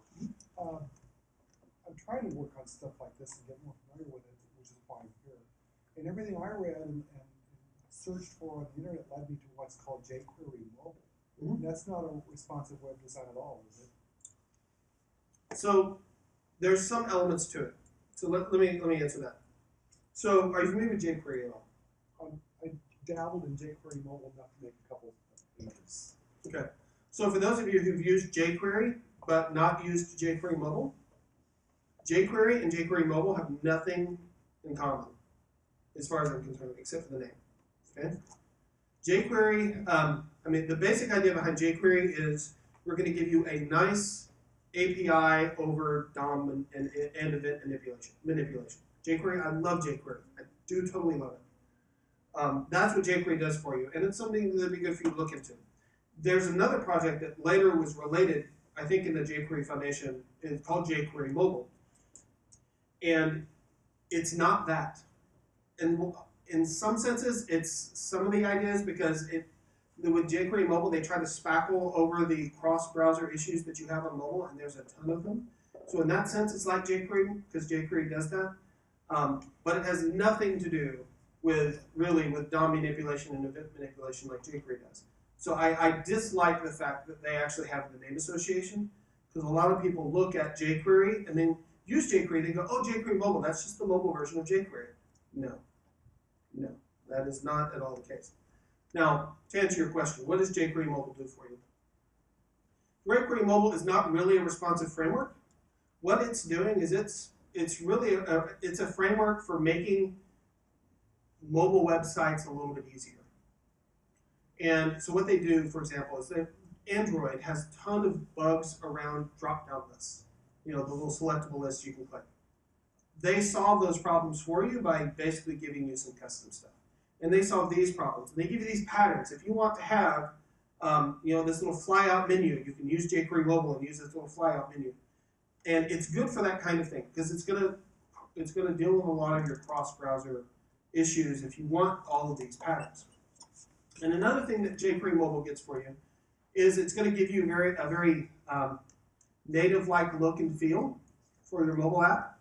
And so if that's something you want, then jQuery Mobile is something good for you.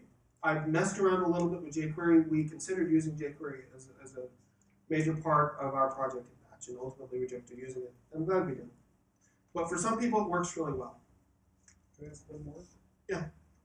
What about video content? Because most everybody that I know is doing the video content to put on YouTube and reduce the amount of advertising that YouTube is on there, that type of thing. But when you go to a page that's going to pop up in somebody's mobile device, and it's going to be at a set size if it's stored at YouTube or any video or any other Yes. sort of place. So with mobile content, with video content, the video tag itself is very flexible. And so if someone is using a video tag in a page, you can basically do with the video tag what you do with images. Now, another part of that is in most mobile devices, I don't remember exactly which ones work this way. I tested this just so I could see how they all work. But most of them, whenever you start playing a video, they don't play in browser anymore, right? Like with your desktop browser, normally they do, until you say full screen, and then it's going to go full screen. On most mobile phone browsers, by default, they will take over the full screen. So regardless of what original size is, they're going to take over the full screen and basically scale that to whatever size that is, maybe letterbox if it needs to or whatnot. But you're ultimately going to lose in the playback. You're going to lose any sort of control in terms of the Chrome around the videos because by default that's what they're going to do. Now, if your concern is bandwidth, like you don't want a really high bandwidth video playing over a phone. I don't know the best way to solve that. There are several different approaches I know you can take. You can look at user agents and go, okay, this is a phone, and so therefore I'm going to give it a lower bandwidth. But that might be problematic because they might actually be on really high bandwidth or they might be on Wi-Fi. And so they may be kind of perturbed that you gave them a really pixelated video. Maybe you want to give them options for saying, okay, I see you're on a phone. Do you want a high pixel density video or a low one? And you let them make that choice. But there's nothing straightforward that I know of, at least that'll work in the mobile space. If you use things that give you more control, like Flash or Silverlight, you're going to have probably a lot better luck with that. But then again, that doesn't work on iPhone at all. So, and that's such a huge mobile piece that it's kind of hard to plan on using Flash or Silverlight to solve that kind of problem. So I haven't done enough of it to know more than that. But at least just in terms of basic uses of video, they mostly solve that for you just in terms of screen size because they just take over the video playback. Oh, good. Are you all developing native apps as well at the same time, or are you packaging with Cordova your web app? We started writing native apps before mobile web. So, sorry. My throat just killed me, but I don't mind if you don't mind. Do you have a different feature set between the two? We do, which is kind of a shame. So the way we do it at Match is we have an API, and our native applications and our mobile web application all use the same API. And so we can have the same feature set because we have access to exactly the same in terms of the API's feature set. But we don't because we have different product owners that they want to try this on this platform, and if it works on that platform, maybe we'll bring it to this other platform or whatnot. Some of us want more consistency across them, but that hasn't really been the plan. But they're all 95% the same in terms of functionality. The UI is very different. Oh, in terms, I want to go back to the jQuery mobile thing real quick. Mike's seeing this coming because he knows that I have a real soapbox here. I think it is back when we started a mobile website Match, and it's still this way in many ways. Our goal was to make the website look very native. We were trying to mimic our native iPhone app. And one part of the reason why was we got kicked out of the App Store. The Match.com app got kicked out of the App Store in 2011, Thanksgiving. It was glorious. And so in response, we made a website that looked native. Overall, I think that's a mistake in general. And this is one problem I have with the jQuery project, or jQuery Mobile, or Sencha Touch. You don't have to use them in that way, but that's going to be the default for a lot of people. I think that's a mistake. I don't think normal people go on their phone and then go to a website and go, gee, I sure would use their website if it pretended it was a native app. I don't think people think that way. They just want a website that works on their phone really well. And by trying to mimic native, you actually have to go through a lot of trouble to get that same look and feel and behavior. And it doesn't look real anyway, because the browsers are slower, no matter what you do. They are slower than the native platforms. And so you're never going to be able to mimic it 100%. So I think the general direction of doing that, I think, is in general a mistake. Now, some places where that would not be true, like something like PhoneGap, where you're actually trying to sell a native app in the App Store, but you really have mostly web skills, not native skills. You don't know Objective-C, you don't want to learn Objective-C. This would be a place where actually mimicking native look and feel in a browser makes the most sense. To me, this is totally a use case that makes sense to me. Making a mobile website, no. To me, I don't find the appeal. I don't think normal people find the appeal.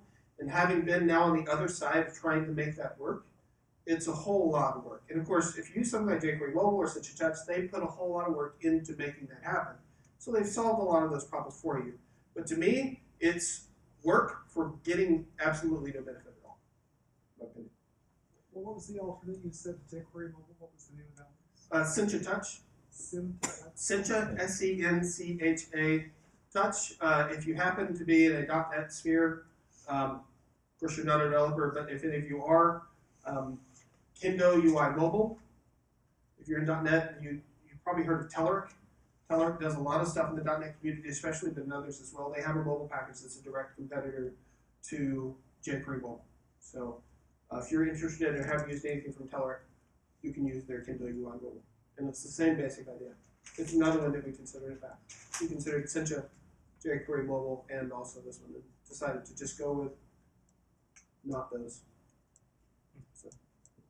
I feel like you gave us a great technical presentation, but I was wondering if you could take us through your general workflow process, like generally how do you begin designing your responsive websites, and what tools you use, what software you use, like Adobe or Reflow or whatever. I don't begin designing anything. So I'm not a designer. When I do it, when I make my lame attempts at designing, like I did this one. Yeah, this is a great blog. I'm glad this guy let me design his blog for him. He's really, really fantastic. Like, if you want to basic responsive stuff here. It gets too narrow, you're going to get to like this, a single column thing.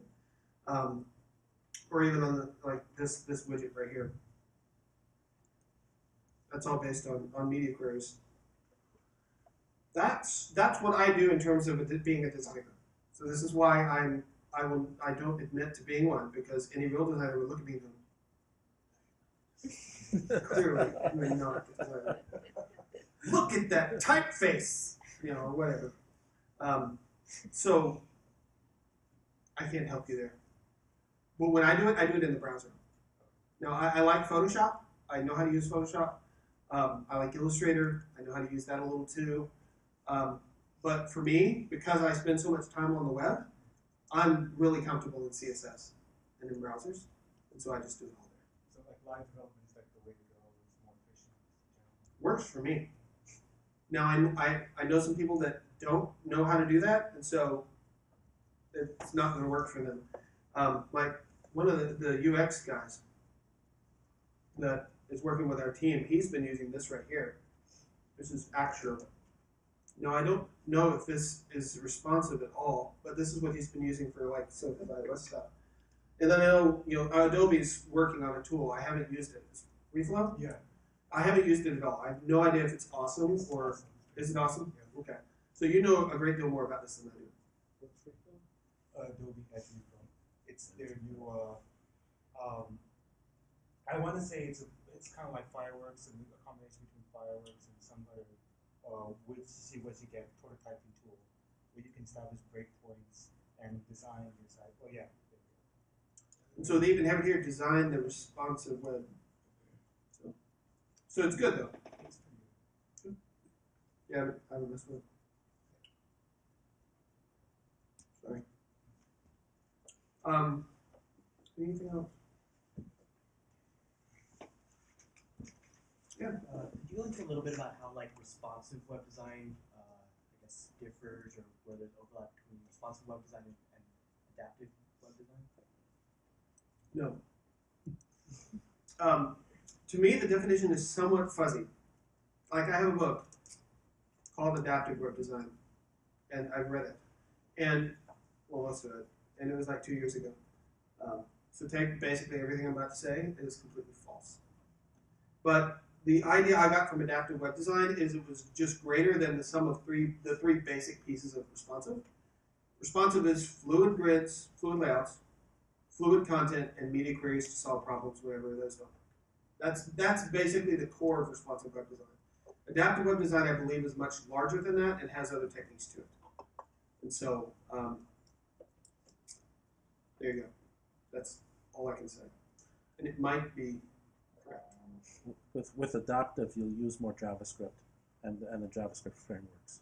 So, like if you can detect and screen size change in JavaScript and then make the page adapt or something like that. That was basically my assumption. But like what we're working on some rework at Match on our mobile website, and it's going to involve a lot of those elements. We already do a lot of JavaScript querying the page and figuring out stuff about the browsers because the browsers are so absolutely crazy, batty, nuts. But we'll have to continue to do that just because you see weird browser bugs and you have to. Sometimes the best way to solve weird browser bugs is to see them in JavaScript and React. Can you speak anything to the use of responsive design for custom web applications? Notably, the scenario I'm running into is our application is split into two halves. One half of which is using like a regular PC, and could be using any one of 2 or 3 browsers. However, on the other side of the fence, we have people that have to use Citrix in order to get at that stuff, and that's where we can see that people are struggling with that because of colors, down to only a handful of colors and stuff like that. Now, would something like that work in that? Because you're actually inside of a container, so to speak. You're a container inside of a container. It could potentially work if the container supports media queries. Like if your container is looking at a browser that's 600 pixels in width, and the browser is using media queries, then I would assume it would work. Yeah. Assumption. That's not a scenario we program for. No, well, yeah, we might. But my assumption would be, if you are doing a remote desktop connection into a server, and for whatever reason you can only do 800 by 600. Well, if you have a browser that supports media queries, like using Chrome or a newer version of IE or whatnot, then all the media queries that fire go above anywhere 800 or above are then going to fire for that browser. I can definitely see how it would be useful in doing almost like line of business applications. Obviously, we're not consumer oriented, but I'm kind of. Has anybody used this for doing like a line of business type of application as opposed to something that's aimed at the general public? Like Match is definitely general public. Yeah, we're very general public. I know a lot of the medical records back office type companies like MedHost and what's the place that the NDD dug? MedAssets.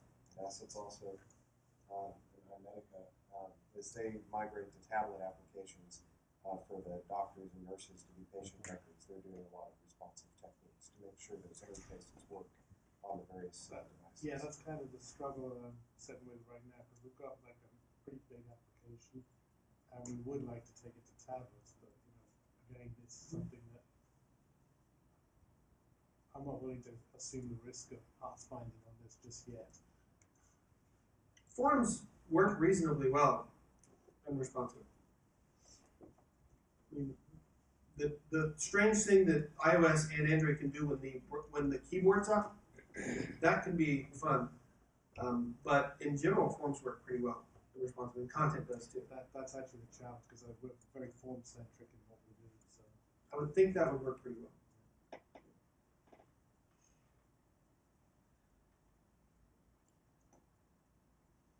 Okay. So, all right. Well, if you thanks for listening. If you end up having any other questions, I'll be around for a bit. I will talk as long as my throat will allow me to do so. I can. Okay. Hey, thank you.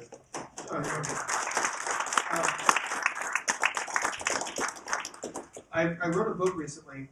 This was a first for me. It was pretty exciting. Now this is .NET somewhat focused. That being said, only like 20% of the book is actually .NET related. The rest of it's all just client side. But this is a mostly mobile client side development book with some specific stuff for ASP.NET MVC. Is anybody here an ASP.NET MVC developer? Several. Okay. You already have a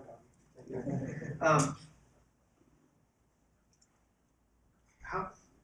Tell you what, this is too much pressure. So Sanjay, give that away to somebody. Anyway, I totally recommend that you go to Amazon and buy a copy for all your friends and family. You can see that it's 3 stars. I want to point out that one of them was positive. One of them was he didn't like the print quality. And that's not my publisher's fault, because Amazon prints their own copies. So ignore that one. So I got a question for you. One of the things that Amazon says, if it's not available on a Kindle, talk to your publisher. I'd rather talk straight to the author. It is available on a Kindle. Sweet. Good enough. So anyway, there it is. Sanjay is going to give away a copy of the book by whatever gladiatorial games he decides to come up with. What's that? I could have run a raffle if you're given it before. But anyway, I mean, let's see. I mean, who needs it the most? That'll be a hard He needs it, give it to him. There you go, have fun. This was, working on this book was a lot of fun. And the presentation tonight, the CSS, the first 5 chapters are responsive web design, and 1 chapter on the CSS bootcamp, which goes through in more detail that whole discussion of layout and all that kind of stuff. And so there's basically 5 chapters entirely on responsive. And there's a introductory chapter, then the CSS bootcamp, then a whole chapter on layouts, whole chapter on navigation. Is that part of layout? Yes. Whole chapter on navigation. Yeah, because there's a bunch of different navigation patterns. And then the 5th chapter is on content. So it talks about images, different strategies for handling images, how to handle video, how to handle tables. Not like tables for layout, but if you have data tables, how to handle data tables, and there's several strategies you can use for that. So that's the first 5 chapters. Then it gets into some .NET specific stuff, like how to do user agent sniffing, or how to do server-side rendering, whatnot. It also has 2 chapters on developing for touch applications. So how to use the touch events in IE10 for Windows Phone, iOS, and Android and all that. So it's mostly, like I said, it's mostly client side, but there's definitely some very ASP.NET specific stuff in it. Is this your only book, by the way? Yes. Do you have any other that you recommend for responsive web design? Yes, I do. So I would go back, and this is definitely approaching it more from the designer side, because the guy who came up with this technique is actually a designer.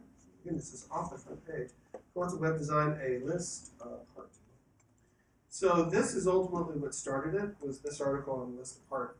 This is a great blog, periodical on the web, whatever you want to call it, by Ethan Marcotte. And so, great little article, but bookapart.com. a very short book on. Pretty sure they're in business. Isn't that what I just typed? Yeah. I was on there earlier, so maybe they're just I'm pretty sure I just typed this. Or they're having trouble. Okay. I've read most of a Book of Parts Book of Parts books. Most of them. And they have one by Ethan on responsive web design. It's really short and it's really great. So I really liked that. Now, if you go to Amazon, the best book of responsive web design you can get on Amazon, of course, is mine.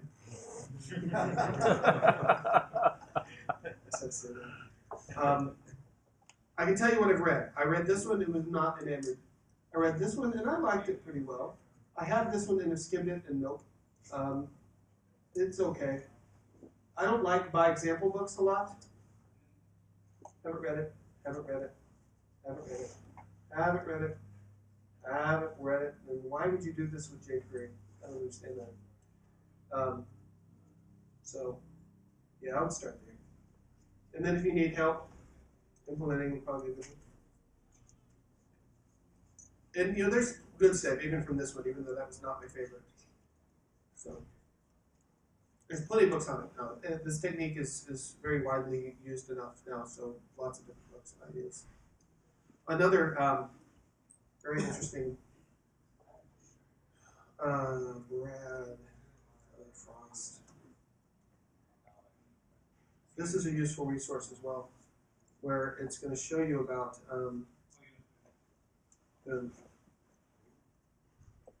other than the trivia opening, but once you get past that, it gives you just a lot of different responsive patterns that you can use. And so if you want to see how some of these work, here's some examples that are running in the browser. So that's a good place to start.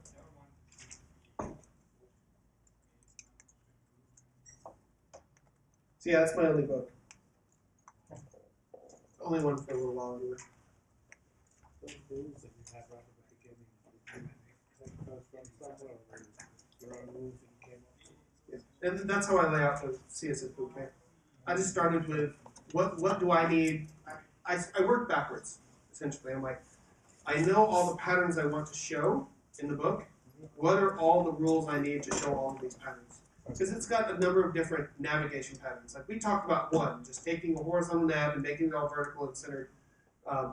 That was one pattern among several of them for solving navigation problems. So I looked at these and I'm like, okay, given all these patterns I want to show, what are all the CSS things that I think people need to know to do all of those things? It doesn't cover all CSS layout at all. It doesn't even have any section on like absolute versus relative positioning and how that works. Because I don't really use them very heavily. Whenever I do implement something responsive, I don't use those very heavily. And I sort of assumed that that's been around so long that news people know that. But then later on in the book, I was like, that was stupid. I really should have had that in the book. That little trick with like, the overflow thing. But I didn't realize that myself until you actually showed it. That's in the book. It's one of my patterns, or one of my rules. Anything else? Yes. What do you use to test your website on different screen sizes? So you make a change and you want to check it on 100 different size screens. Right. So the first thing we use is we just use the browser itself and just do that kind of thing. One thing that we found is because of browser bugs, rendering bugs, performance bugs, there is just simply no substitute for having lots of devices. And that's sad because that's expensive and annoying. Because you have to keep them all charged and all the thing that comes with having lots of different devices. Now working at Match, this is nice about Match because Match has lots of devices because we've been developing native for years, and so they have a whole backlog of iOS and native and Android apps that we just have there that we can just start using, and they buy us new devices to test with. If you're independent,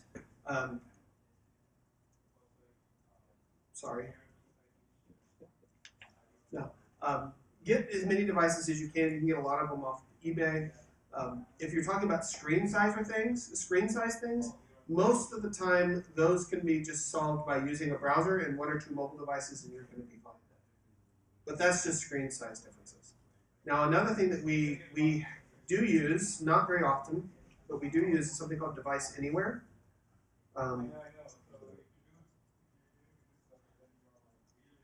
Keynote Device Anywhere is apparently the #1 mobile testing platform, according to their website. So therefore, it must be true. We use this some, and what this is it's basically think of it as remote desktop in the BlackBerry form, and other things. Because you get this little emulator that's driving a device in their facility. And so it's not pure emulation. Pure emulation is, at best, a mediocre solution to solving this problem. These are actually using devices, and you're getting, they've got this little shell that's an emulated shell to it, but you're really getting the device itself, and so you're going to get more accurately what's actually going to happen with the device. But that costs money. But might be cheaper than actually buying 15 different Android devices. So that's something to look at. Our QA uses it a lot more than we do in development. Sometimes we've had to do it in development because we've got a bug and we got to go fix it. That means that we have to use the device to try it. Can you use any automated testing? We are working on one that's mostly done that was built in house. We use in unit, but that's just for doing code testing. Right. We messed around with some JavaScript unit testing, but we'd try it and we'd do it, and then it just really wouldn't fit into our development cycle very well, and so it never got very comfortable Would for it us. not have to have a simple coded UI test or something like that? Did something like that. So we're working on something that's mostly him, 99% him, working on a custom solution for us. So bug him out. But that's one of our major problems is we make a change, and is this going to work on iOS 7, and iOS 6, and iOS 5, and Android 4.1 that's a Samsung versus an Android 4.1 that's an HTC. Automation solves a lot of problems because we have regressions and it's very annoying to everyone involved. So it's a real challenge, and so it's something we really need to solve because there's so many devices. And what basically the solution that he's worked out is you basically have the test running in the browser. You basically have the browser, you get it to a page, you say start, and it runs the thing in the browser. So there's no emulation, it's really doing it. And because we found so many bugs that just would never be caught on emulation. So it's hardware level. The HTC devices have this CSS bug, therefore we see it. That's stuff you won't get if you just use an emulator. Have you heard of TestLink or BrowserLink? BrowserLink? BrowserLink? No. It's open source. And Google has. This one? There you go, Mike, here's something to look at. That's an interesting UI. It doesn't look like it has no. Is this grab screen captures in the different browsers? Is that what this can be? Yeah. But if you're running unit tests, there's TestLink for that, and I think they include mobile. Browser stack is also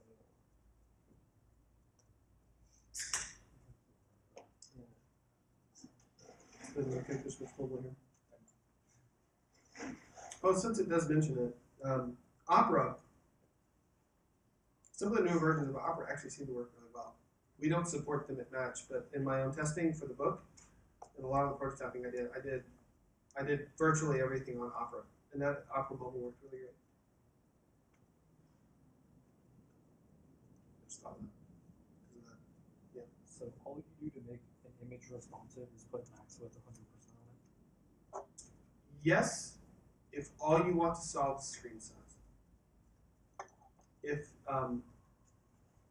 If you've got okay, so let's say you just want to support 2 phones in the world, right? An iPhone and then an iPhone right in the screen. Right? You can solve the fuzzy image problem with that by just returning a high resolution image to both of them. Yeah. That works. You've also just downloaded something that's potentially much larger than the low resolution phone needs. And so you've now wasted their bandwidth. So what do? Well, you can use resolution-based media queries to help solve this problem. And they work reasonably well, though they're different if you're looking at iOS versus Firefox versus Android mobile. But most of what you need is going to be there most of the time if you just have basically duplicated media queries for resolution, because you can look at resolution-based media queries, not just screen size media queries. So you can solve that to a certain degree from that. That's solving just the fuzziness factor versus the size, a size in bytes. Now screen size, I find a lot of the time max width and background size solves a lot of the problems. Because you can change the background size. If you have an element as a background image, you can background size percentage that in CSS, and that will solve a lot of your problems for you. And for just content images, like on my blog, it's max width, 100% of the images, boom, problem solved. Because that works really well. And for something like my blog, it doesn't make sense for me to go back and retrofit all the images for the last decade.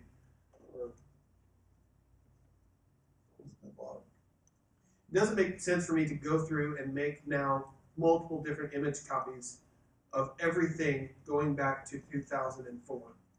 I'm going to send the same image up for everybody, and max width 100%, boom, it's going to work on mobile in most cases. So it depends. If it's content, a lot of the time it's not going to be worth the effort. The place where it's really worth the effort is images as part of a design, because there it's not a lot of images, and you can really solve that problem. So resolution media queries, max width, and background size should be helpful for you. So what about Mmatch? Do you all serve different image files for different screen sizes? Yes, we do. Actually, in all cases or just a few. A few cases on keyboards. Yeah. And they're design-based images, not like for our content. Our content in this case is our users, like their profiles and whatnot. Those we don't do, but you could. But for our like before we went to a font, we're using now a web font for our menuing. Before we did that, that was one where we had double-sized images for the Retina and the high-density screens. And so yeah, we did that in some cases. Apparently that got turned on. So yes, we do it. And in those cases, it's not painful because we do it once and we're done with it. It's if you were producing lots of different content that this becomes a problem. And if you want to handle it, I'll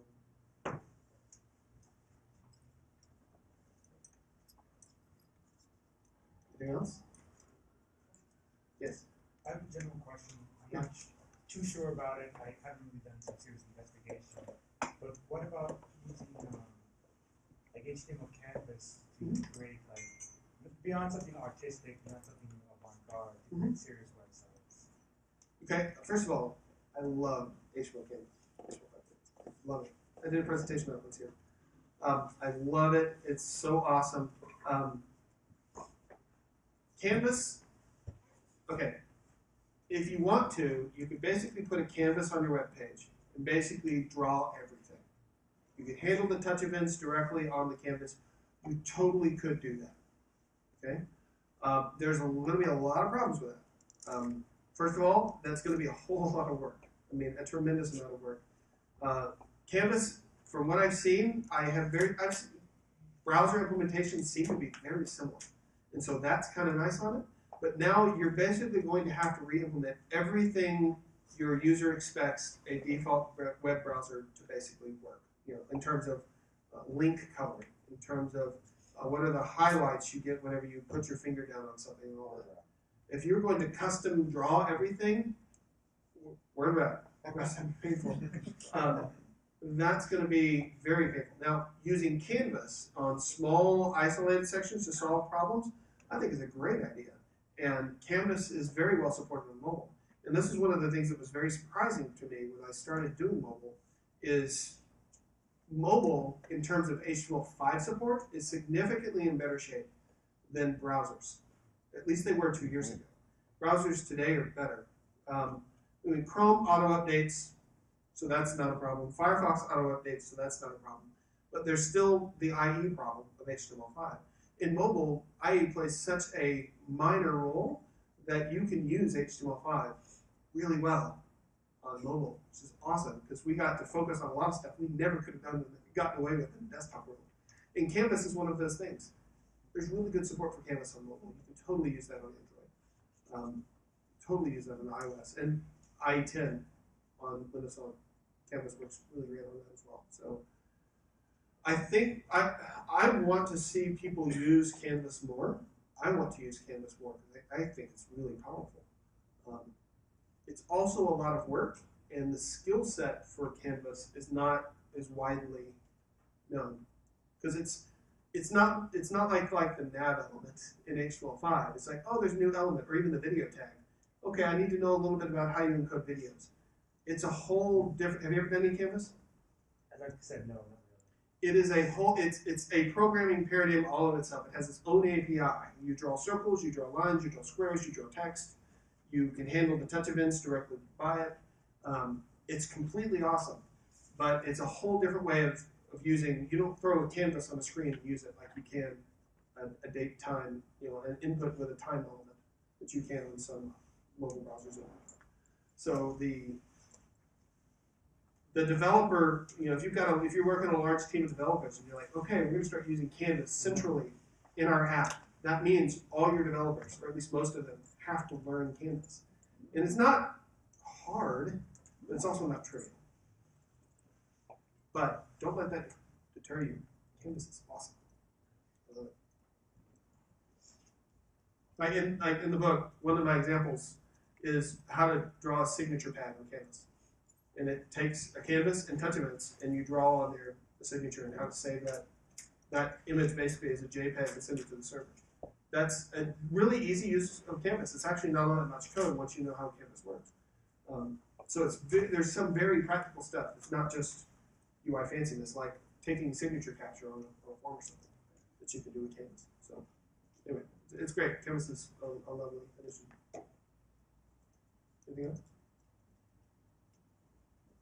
Okay. Shoot me an email or mail it out.